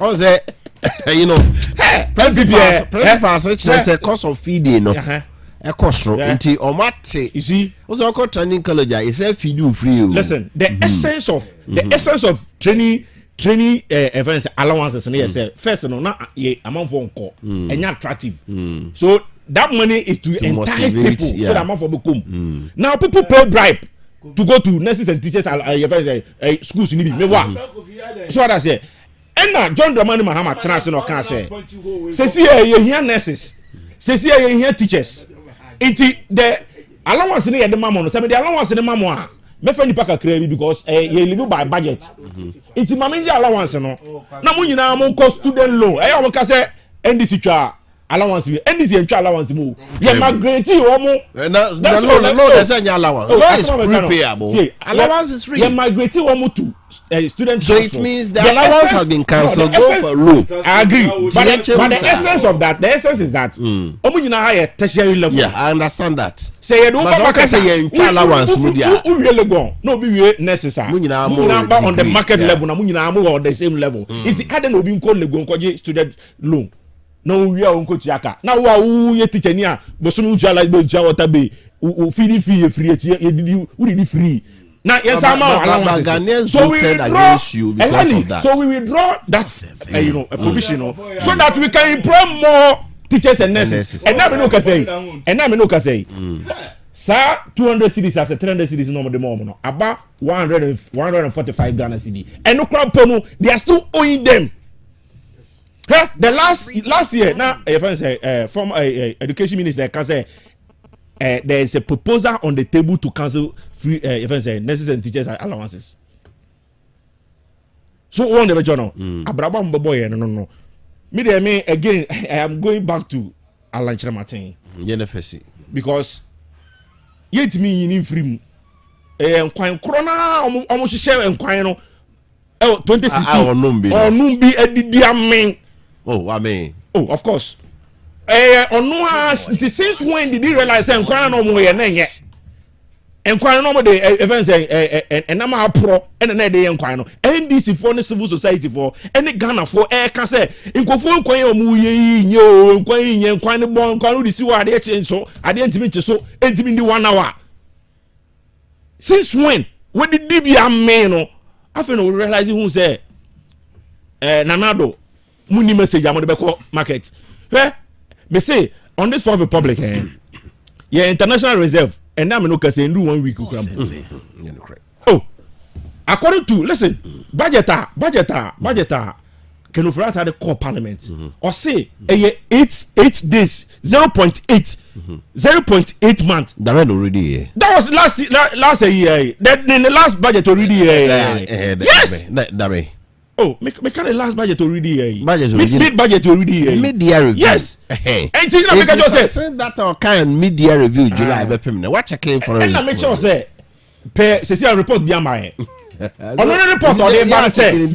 On any report or the ban says, see, international reserve no, less than 1 week. So on the mature I say, that is the report. What who Alan Martin and Dr. Bamia Abrabom boy and your deficit is about 17%. It is a better than our car sentiment, meaning a bucket or a kitchen market or no could on the MPP, one born. Okay. As a market, going through a lot. Now, Alan Martin, no, your trade minister, and your friends say, Kumasi for a Tom shop because of high currency. CD to dollar depreciating 100% in June. Now like Jamatino Nikroma, they don't care. When TV am out to Papa can say, oh, Ebia, we share your pain. It's your good say, Wada. Oh, you're part of your corporate, you're trying to say, you can't conform Wukrum Hanoma. Ultimately, Alan Jamatin free Muda. Because no cracker. The report already and the speech already. Or say, I can't be part of this corrupt governance. Since when did he realize that? PDS and then Namino say PDS, we know music $3 billion. I come. I can't know this contract to my women. Or a baba or easily go. PDS 3 billion. I come. 1.2 million. And Namino say, deals and go for a bay ukrum ha 93.7 a chrono dear go for a babu ukrum hano time. You see, the entire mentalities are there. Yes, that is a two. Party be opposition, BRC ruling government na bokro no. Babo banso a monche ba akokora mo so ba be didi chesa. So no. Na Professor Mustam there na man. Oh you sika nko. Mo ba case be na motumi NDC MPP anoma kwa. Not ma fa akokora. MPP ba what me bra. Ma me fa no si. Oh you corrupt saka obi a discard there. And the men next year wa ba betra because obi a discard boa. Because I na mo ka power. Mo ba mo ye west. Ma me fa ma no si. Me di ma no si no. Ye free so no. Na oil farmer ye wa hanu ye 3 no e 2 kofo president kofo ja jubilee ye mo mu 2 de kan ho se ye 2 3 e bi si da enne kra oil kra aba from krampo no na nado akufo ado Dr. Bamiani Alanche Martin omu receive oil revenue $1.43 billion as a last year then pana na akufo ado ne Dr. Bamiani Alanche Martin et video si omo so one district one factory last betra ka say Alanche Martin wo oba broi na ka wo do sense wo bo factory emi na msi ye obetena ho be ye face meetings upon meetings be no tea ekwa up and down ye kwa yes ye face trade ministry board member na dafo e no mo di ni so wa he family and friends uti ana usaka family and friends that's it ebusiafo ye time na so dani quick one just 30 seconds ayenko Danny, for your microphone. Yeah. No question, Mirahu, because many ANANSE Mawakan. Sanya Midin Daniel, a question can a messamidi. What I say? Or Dawi, the bony Mepato, or Quabria Semo. Now, make cards is with your KOFI. You were one of those reporters, journalists at Sata Mokan Hansem. Okay, Kenya say a brave demonstration. Yeah. Kenya see a blame demonstration when the people of Kwabre demonstrated against the road, the very road from airport runabout to Diasi. Airport runabout to Diasi, Kenya see people demonstrated. Unmadia Mahama at that time, Refi regional commander Colonel Kobru Kenya see for Nandene Woma a time before today. Mrs. Sadiana Mahama and one pound let me tell you, and couldn't bullets, rubber bullet, Abu Baomo, a club I could have Kenya City, Siam Locas, and Aswasi.